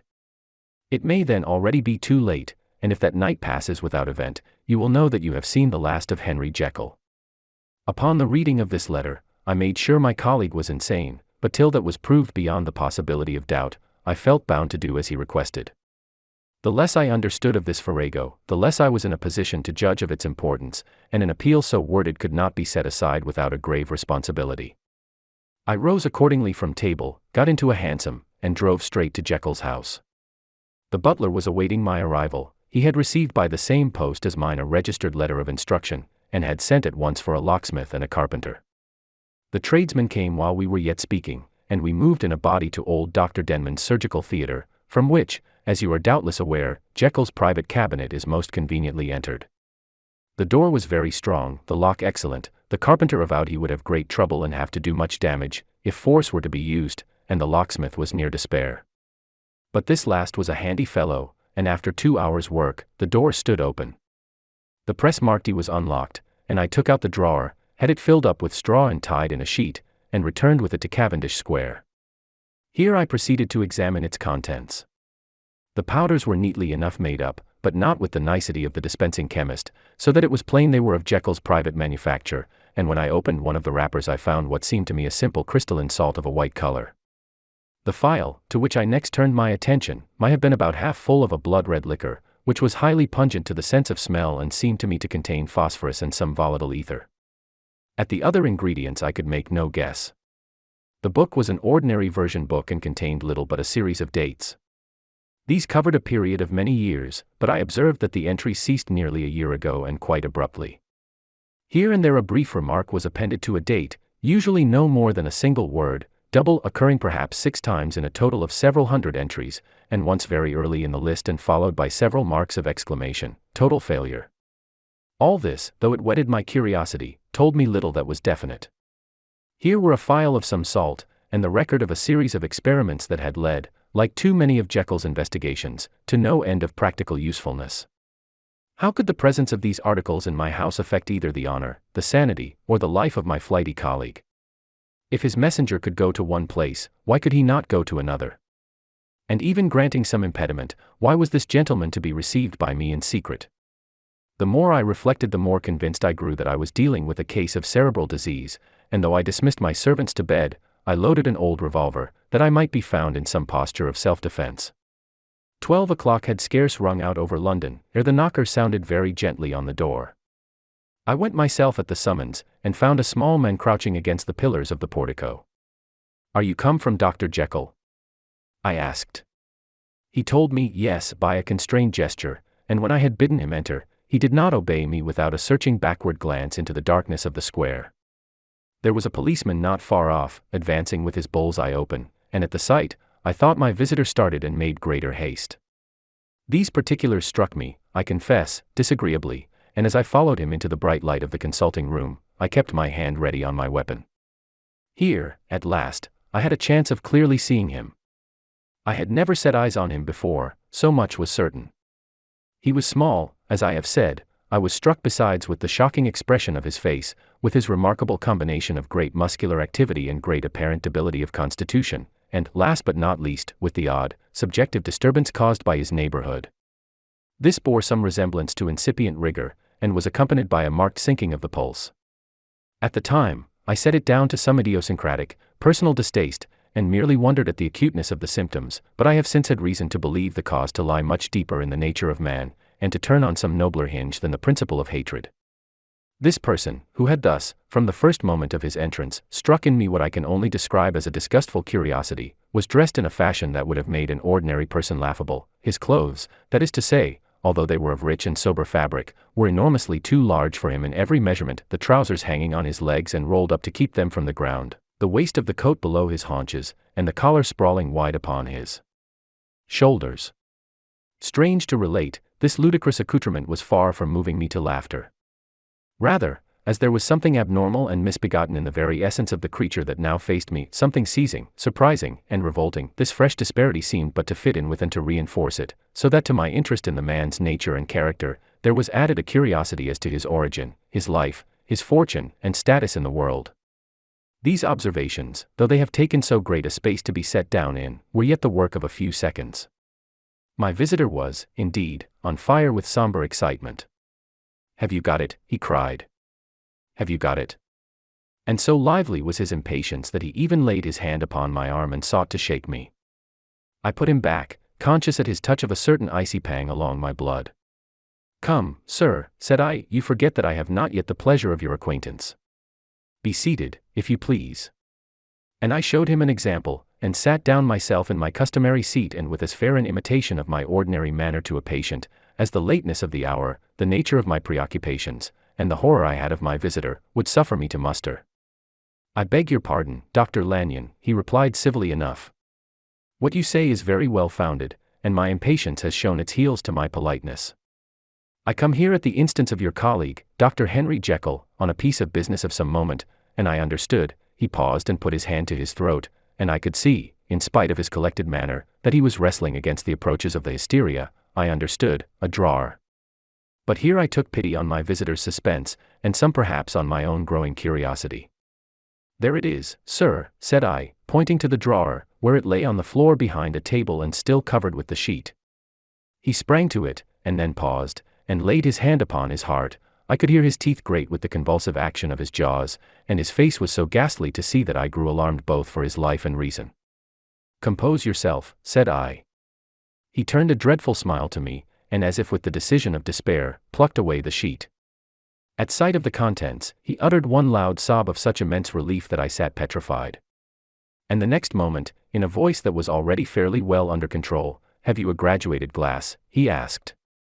I rose from my place with something of an effort and gave him what he asked.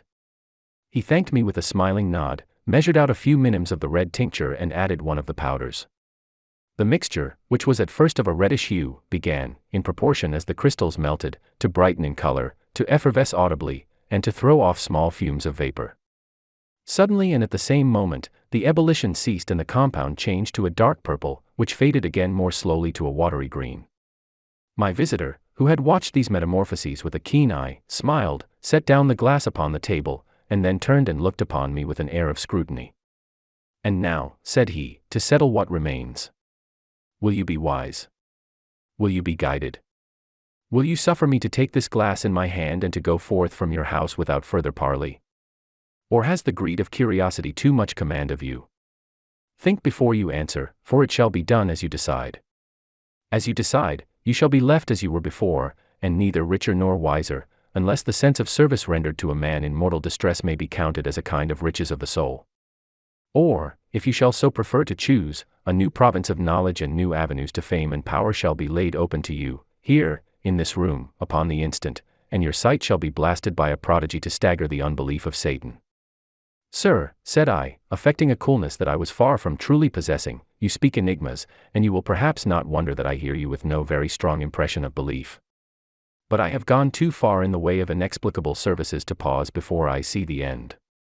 "It is well," replied my visitor.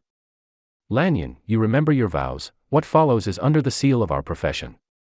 And now, you who have so long been bound to the most narrow and material views, you who have denied the virtue of transcendental medicine, you who have derided your superiors, behold."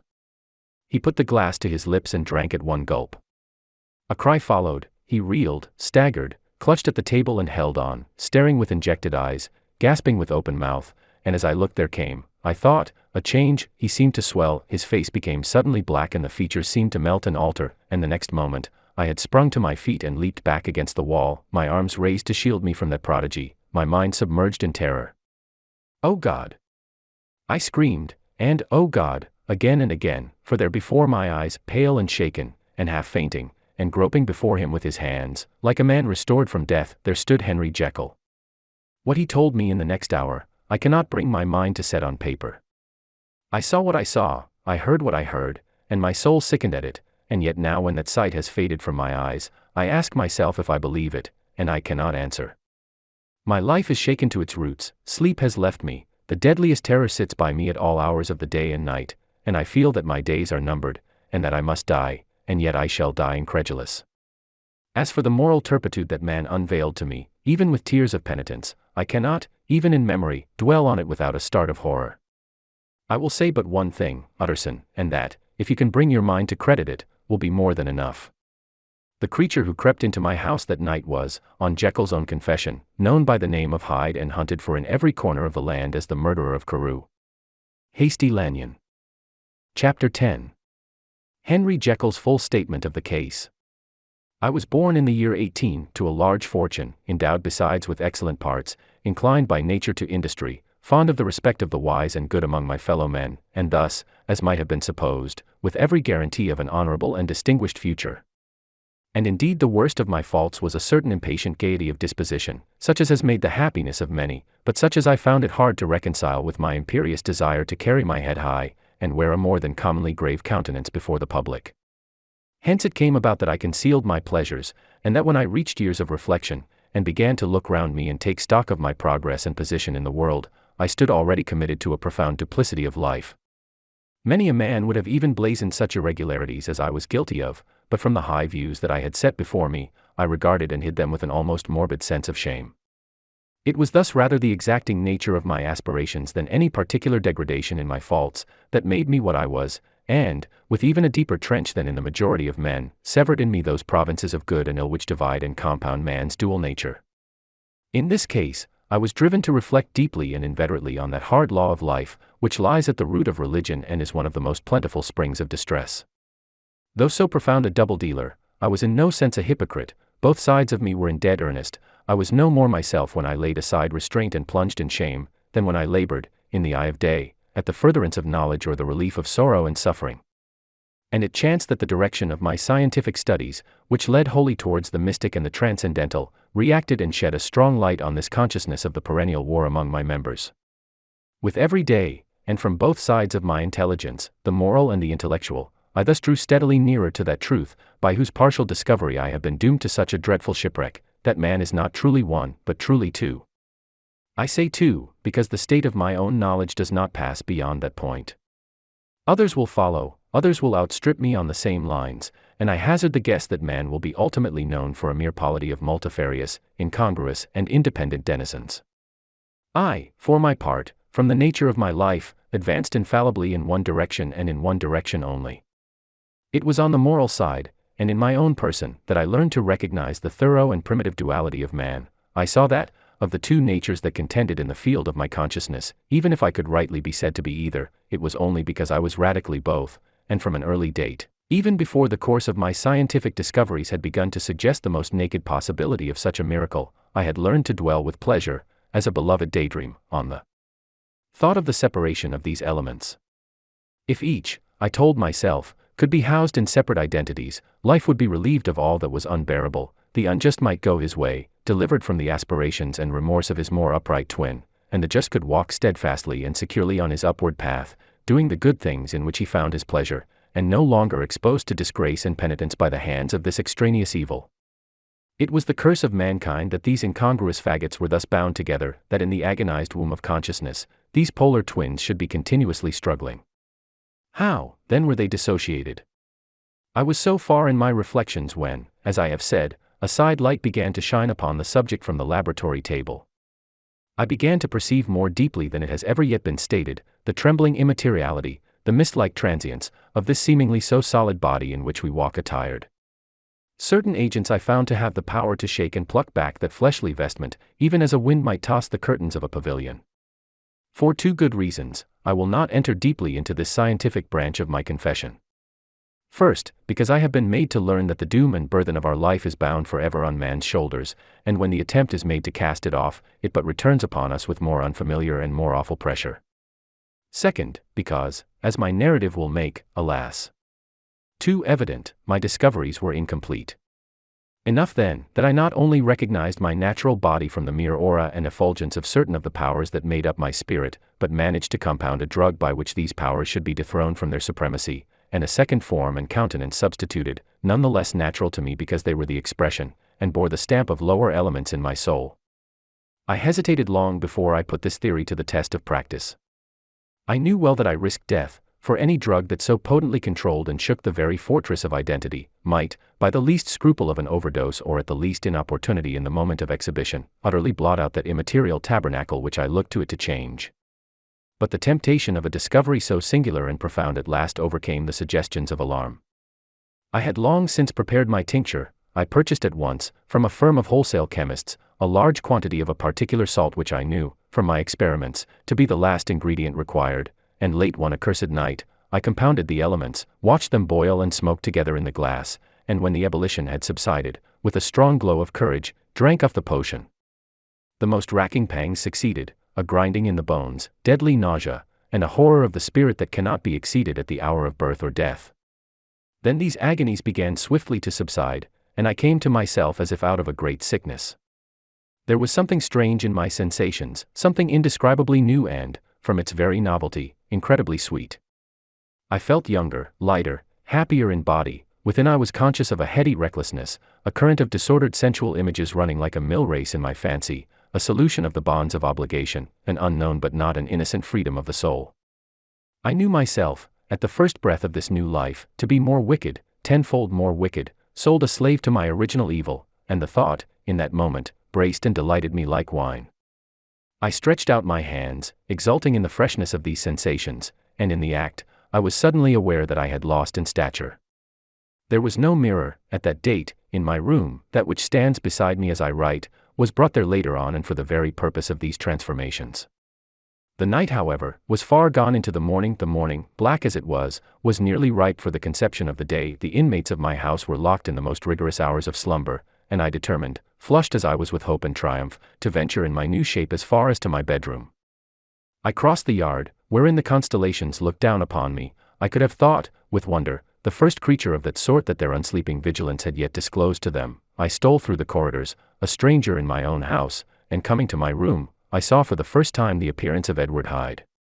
I must here speak by theory alone, saying not that which I know, but that which I suppose to be most probable.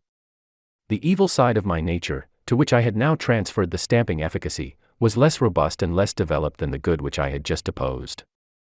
Again, in the course of my life, which had been, after all, 9/10 a life of effort, virtue, and control, it had been much less exercised and much less exhausted. And hence, as I think, it came about that Edward Hyde was so much smaller, slighter, and younger than Henry Jekyll. Even as good shone upon the countenance of the one, evil was written broadly and plainly on the face of the other. Evil besides, which I must still believe to be the lethal side of man, had left on that body an imprint of deformity and decay. And yet when I looked upon that ugly idol in the glass, I was conscious of no repugnance, rather of a leap of welcome. This, too, was myself. It seemed natural and human. In my eyes it bore a livelier image of the spirit, it seemed more express and single, than the imperfect and divided countenance I had been hitherto accustomed to call mine. And in so far I was doubtless right. I have observed that when I wore the semblance of Edward Hyde, none could come near to me at first without a visible misgiving of the flesh. This, as I take it, was because all human beings, as we meet them, are commingled out of good and evil, and Edward Hyde, alone in the ranks of mankind, was pure evil. I lingered but a moment at the mirror. The second and conclusive experiment had yet to be attempted. It yet remained to be seen if I had lost my identity beyond redemption and must flee before daylight from a house that was no longer mine, and hurrying back to my cabinet, I once more prepared and drank the cup, once more suffered the pangs of dissolution, and came to myself once more with the character, the stature, and the face of Henry Jekyll. That night I had come to the fatal crossroads. Had I approached my discovery in a more noble spirit, had I risked the experiment while under the empire of generous or pious aspirations, all must have been otherwise, and from these agonies of death and birth, I had come forth an angel instead of a fiend. The drug had no discriminating action, it was neither diabolical nor divine, it but shook the doors of the prison house of my disposition, and like the captives of Philippi, that which stood within ran forth. At that time my virtue slumbered, my evil, kept awake by ambition, was alert and swift to seize the occasion, and the thing that was projected was Edward Hyde. Hence, although I had now two characters as well as two appearances, one was wholly evil, and the other was still the old Henry Jekyll, that incongruous compound of whose reformation and improvement I had already learned to despair. The movement was thus wholly toward the worse. Even at that time, I had not conquered my aversions to the dryness of a life of study. I would still be merrily disposed at times, and as my pleasures were, to say the least, undignified, and I was not only well known and highly considered, but growing towards the elderly man, this incoherency of my life was daily growing more unwelcome. It was on this side that my new power tempted me until I fell in slavery. I had but to drink the cup, to doff at once the body of the noted professor, and to assume, like a thick cloak, that of Edward Hyde. I smiled at the notion, it seemed to me at the time to be humorous, and I made my preparations with the most studious care. I took and furnished that house in Soho, to which Hyde was tracked by the police, and engaged as a housekeeper a creature whom I knew well to be silent and unscrupulous. On the other side, I announced to my servants that a Mr. Hyde, whom I described, was to have full liberty and power about my house in the square, and to parry mishaps, I even called and made myself a familiar object, in my second character. I next drew up that will to which you so much objected, so that if anything befell me in the person of Dr. Jekyll, I could enter on that of Edward Hyde without pecuniary loss. And thus fortified, as I supposed, on every side, I began to profit by the strange immunities of my position. Men have before hired bravos to transact their crimes, while their own person and reputation sat under shelter. I was the first that ever did so for his pleasures. I was the first that could plod in the public eye with a load of genial respectability, and in a moment, like a schoolboy, strip off these lendings and spring headlong into the sea of liberty. But for me, in my impenetrable mantle, the safety was complete. Think of it, I did not even exist. Let me but escape into my laboratory door, give me but a second or two to mix and swallow the draught that I had always standing ready, and whatever he had done, Edward Hyde would pass away like the stain of breath upon a mirror, and there in his stead, quietly at home, trimming the midnight lamp in his study, a man who could afford to laugh at suspicion, would be Henry Jekyll. The pleasures which I made haste to seek in my disguise were, as I have said, undignified, I would scarce use a harder term. But in the hands of Edward Hyde, they soon began to turn toward the monstrous. When I would come back from these excursions, I was often plunged into a kind of wonder at my vicarious depravity. This familiar that I called out of my own soul, and sent forth alone to do his good pleasure, was a being inherently malign and villainous, his every act and thought centered on self, drinking pleasure with bestial avidity from any degree of torture to another, relentless like a man of stone. Henry Jekyll stood at times aghast before the acts of Edward Hyde, but the situation was apart from ordinary laws, and insidiously relaxed the grasp of conscience. It was Hyde, after all, and Hyde alone, that was guilty. Jekyll was no worse, he woke again to his good qualities seemingly unimpaired, he would even make haste, where it was possible, to undo the evil done by Hyde. And thus his conscience slumbered. Into the details of the infamy at which I thus connived, for even now I can scarce grant that I committed it, I have no design of entering, I mean but to point out the warnings and the successive steps with which my chastisement approached. I met with one accident which, as it brought on no consequence, I shall no more than mention. An act of cruelty to a child aroused against me the anger of a passer-by, whom I recognized the other day in the person of your kinsman. The doctor and the child's family joined him. There were moments when I feared for my life, and at last, in order to pacify their too just resentment, Edward Hyde had to bring them to the door, and pay them in a check drawn in the name of Henry Jekyll. But this danger was easily eliminated from the future, by opening an account at another bank in the name of Edward Hyde himself, and when, by sloping my own hand backward, I had supplied my double with a signature, I thought I sat beyond the reach of fate. Some 2 months before the murder of Sir Danvers, I had been out for one of my adventures, had returned at a late hour, and woke the next day in bed with somewhat odd sensations. It was in vain I looked about me, in vain I saw the decent furniture and tall proportions of my room in the square, in vain that I recognized the pattern of the bed curtains and the design of the mahogany frame. Something still kept insisting that I was not where I was, that I had not wakened where I seemed to be, but in the little room in Soho where I was accustomed to sleep in the body of Edward Hyde. I smiled to myself, and in my psychological way, began lazily to inquire into the elements of this illusion, occasionally, even as I did so, dropping back into a comfortable morning doze. I was still so engaged when, in one of my more wakeful moments, my eyes fell upon my hand. Now the hand of Henry Jekyll, as you have often remarked, was professional in shape and size, it was large, firm, white and comely. But the hand which I now saw, clearly enough, in the yellow light of a mid-London morning, lying half shut on the bedclothes, was lean, corded, knuckly, of a dusky pallor and thickly shaded with a swart growth of hair. It was the hand of Edward Hyde. I must have stared upon it for near half a minute, sunk as I was in the mere stupidity of wonder, before terror woke up in my breast as sudden and startling as the crash of cymbals, and bounding from my bed I rushed to the mirror. At the sight that met my eyes, my blood was changed into something exquisitely thin and icy. Yes, I had gone to bed Henry Jekyll, I had awakened Edward Hyde. How was this to be explained? I asked myself, and then, with another bound of terror, how was it to be remedied? It was well on in the morning, the servants were up, all my drugs were in the cabinet, a long journey down 2 pairs of stairs, through the back passage, across the open court and through the anatomical theatre, from where I was then standing horror-struck. It might indeed be possible to cover my face, but of what use was that, when I was unable to conceal the alteration in my stature? And then with an overpowering sweetness of relief, it came back upon my mind that the servants were already used to the coming and going of my second self. I had soon dressed, as well as I was able, in clothes of my own size, had soon passed through the house, where Bradshaw stared and drew back at seeing Mr. Hyde at such an hour and in such a strange array, and 10 minutes later, Dr. Jekyll had returned to his own shape and was sitting down, with a darkened brow, to make a feint of breakfasting. Small indeed was my appetite.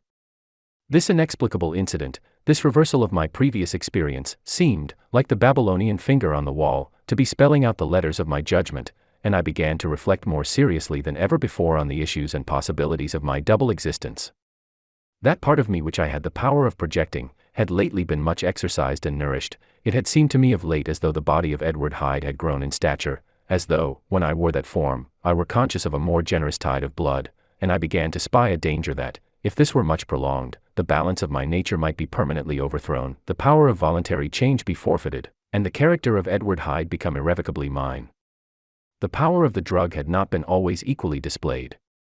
Once, very early in my career, it had totally failed me. Since then I had been obliged on more than one occasion to double, and once, with infinite risk of death, to treble the amount, and these rare uncertainties had cast hitherto the sole shadow on my contentment.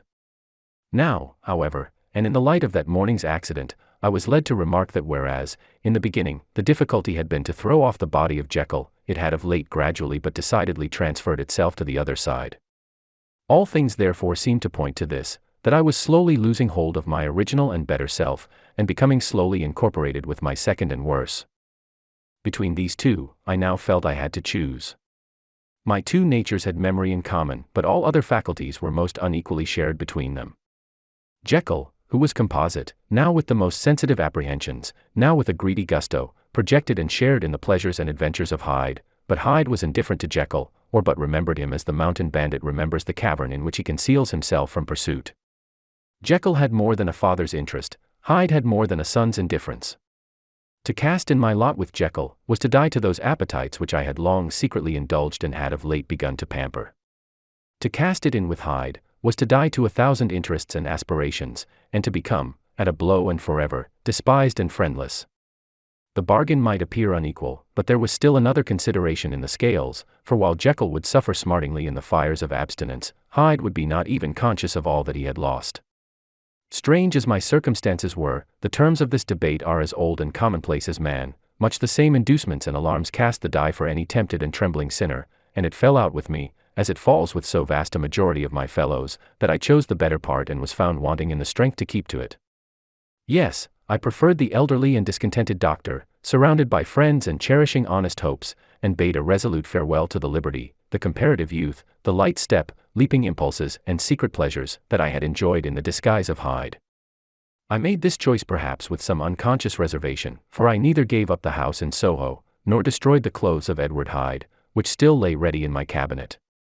For 2 months, however, I was true to my determination. For 2 months, I led a life of such severity as I had never before attained to, and enjoyed the compensations of an approving conscience. But time began at last to obliterate the freshness of my alarm. The praises of conscience began to grow into a thing of course. I began to be tortured with throes and longings, as of Hyde struggling after freedom, and at last, in an hour of moral weakness, I once again compounded and swallowed the transforming draught.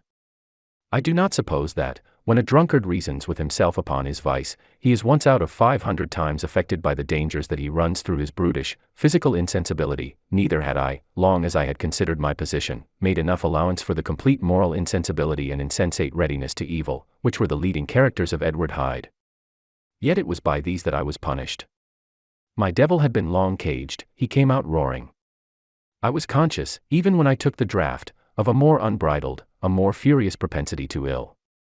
It must have been this, I suppose, that stirred in my soul the tempest of impatience with which I listened to the civilities of my unhappy victim. I declare, at least, before God, no man morally sane could have been guilty of that crime upon so pitiful a provocation, and that I struck in no more reasonable spirit than that in which a sick child may break a plaything.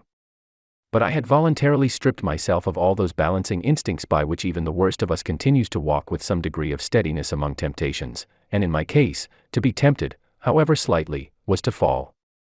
Instantly the spirit of hell awoke in me and raged. With a transport of glee, I mauled the unresisting body, tasting delight from every blow, and it was not till weariness had begun to succeed, that I was suddenly, in the top fit of my delirium, struck through the heart by a cold thrill of terror. A mist dispersed, I saw my life to be forfeit, and fled from the scene of these excesses, at once glorying and trembling, my lust of evil gratified and stimulated, my love of life screwed to the topmost peg. I ran to the house in Soho, and, to make assurance doubly sure, destroyed my papers. Thence I set out through the lamplit streets, in the same divided ecstasy of mind, gloating on my crime, light-headedly devising others in the future, and yet still hastening and still hearkening in my wake for the steps of the avenger.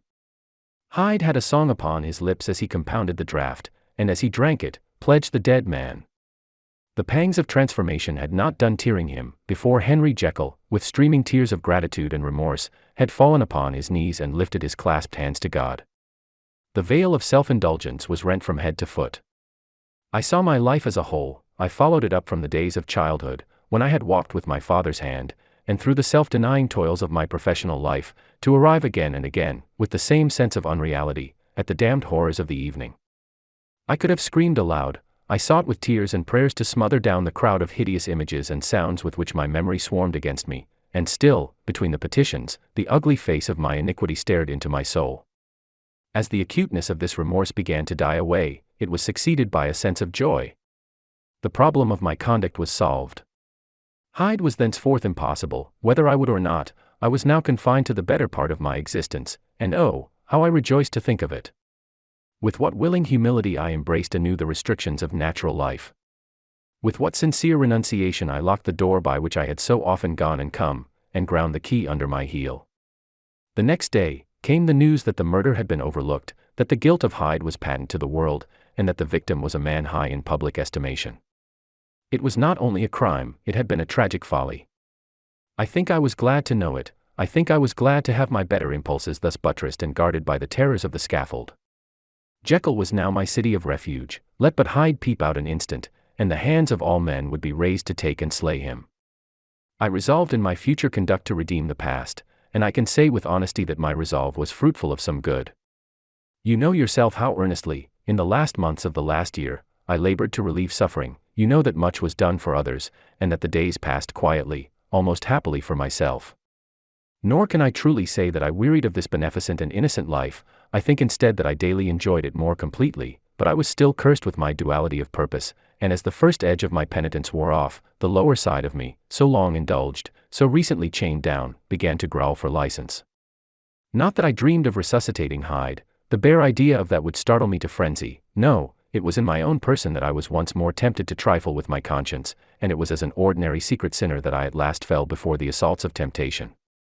There comes an end to all things. The most capacious measure is filled at last, and this brief condescension to my evil finally destroyed the balance of my soul.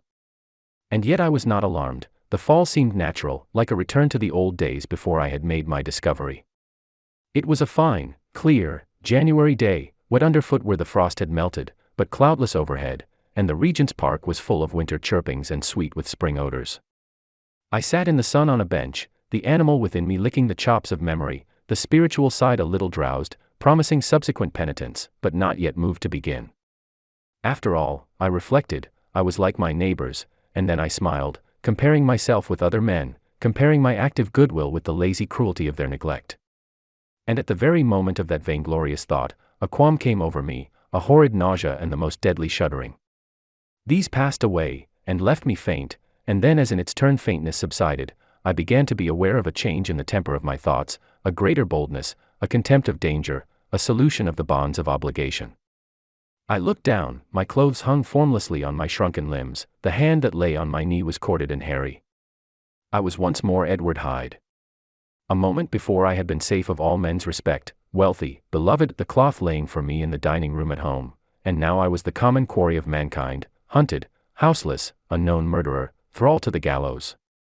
My reason wavered, but it did not fail me utterly. I have more than once observed that in my second character, my faculties seemed sharpened to a point and my spirits more tensely elastic. Thus it came about that, where Jekyll perhaps might have succumbed, Hyde rose to the importance of the moment. My drugs were in one of the presses of my cabinet. How was I to reach them? That was the problem that, crushing my temples in my hands, I set myself to solve. The laboratory door I had closed. If I sought to enter by the house, my own servants would consign me to the gallows. I saw I must employ another hand, and thought of Lanyon. How was he to be reached? How persuaded?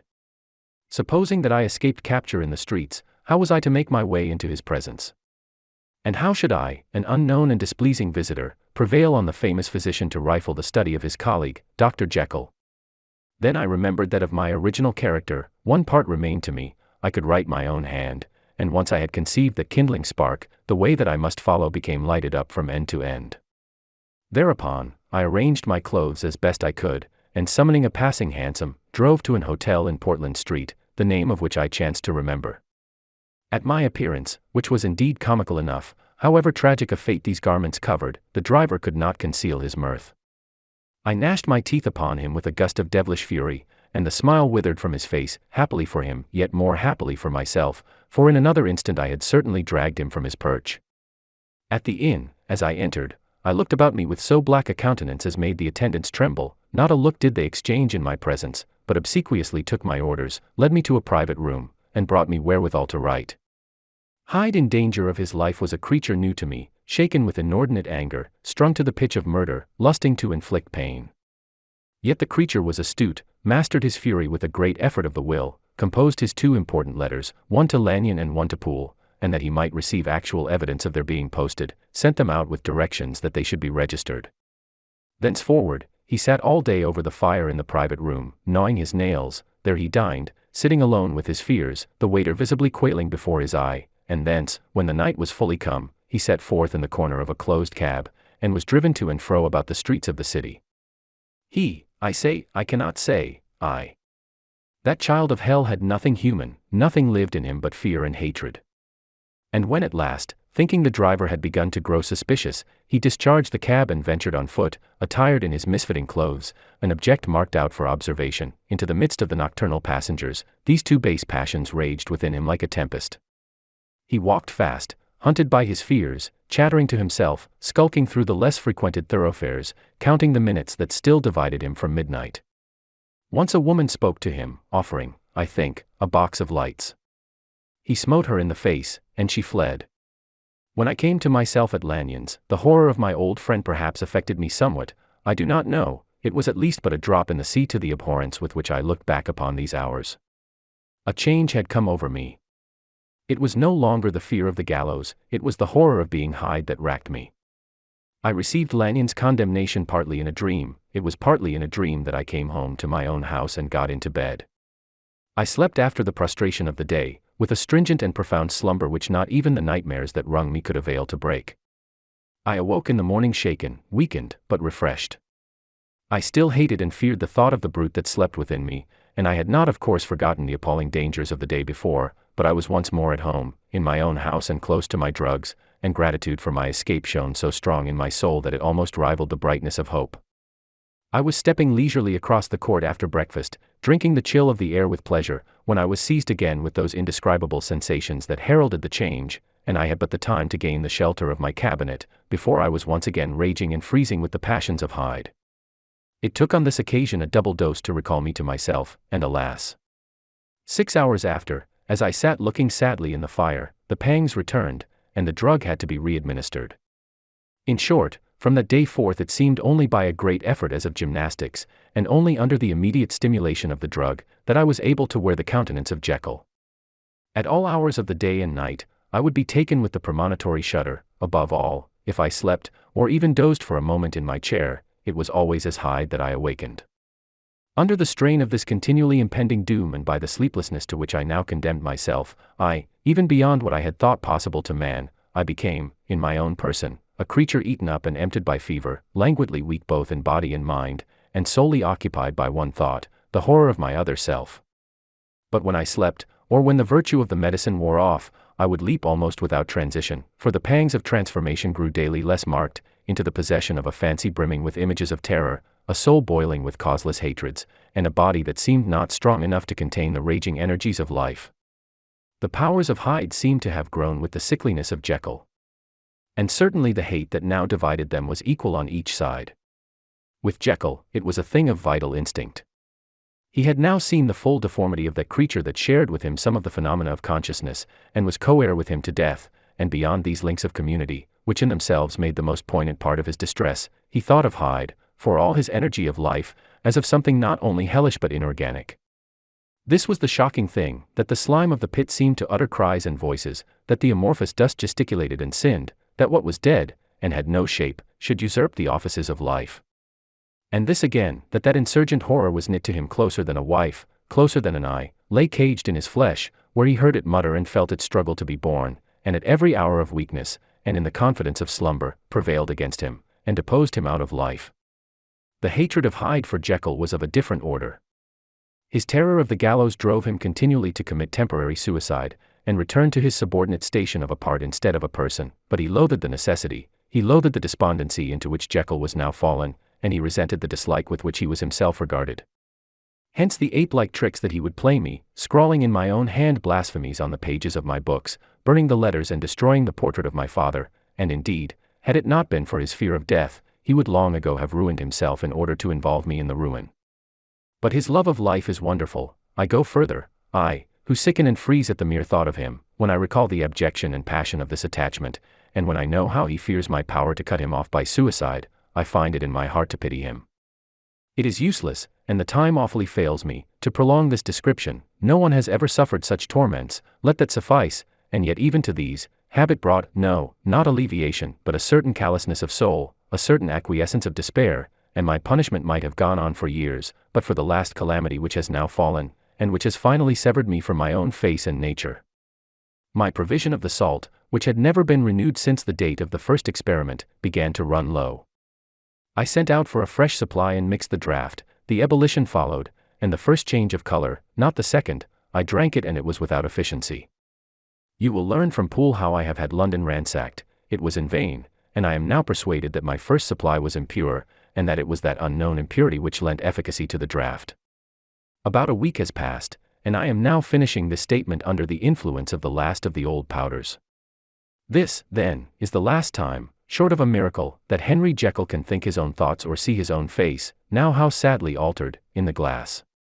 Nor must I delay too long to bring my writing to an end, for if my narrative has hitherto escaped destruction, it has been by a combination of great prudence and great good luck.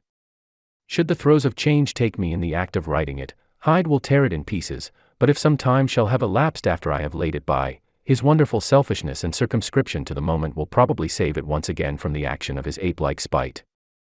And indeed the doom that is closing on us both has already changed and crushed him. Half an hour from now, when I shall again and forever reign to that hated personality, I know how I shall sit shuddering and weeping in my chair, or continue, with the most strained and fear-struck ecstasy of listening, to pace up and down this room, my last earthly refuge, and give ear to every sound of menace. Will Hyde die upon the scaffold?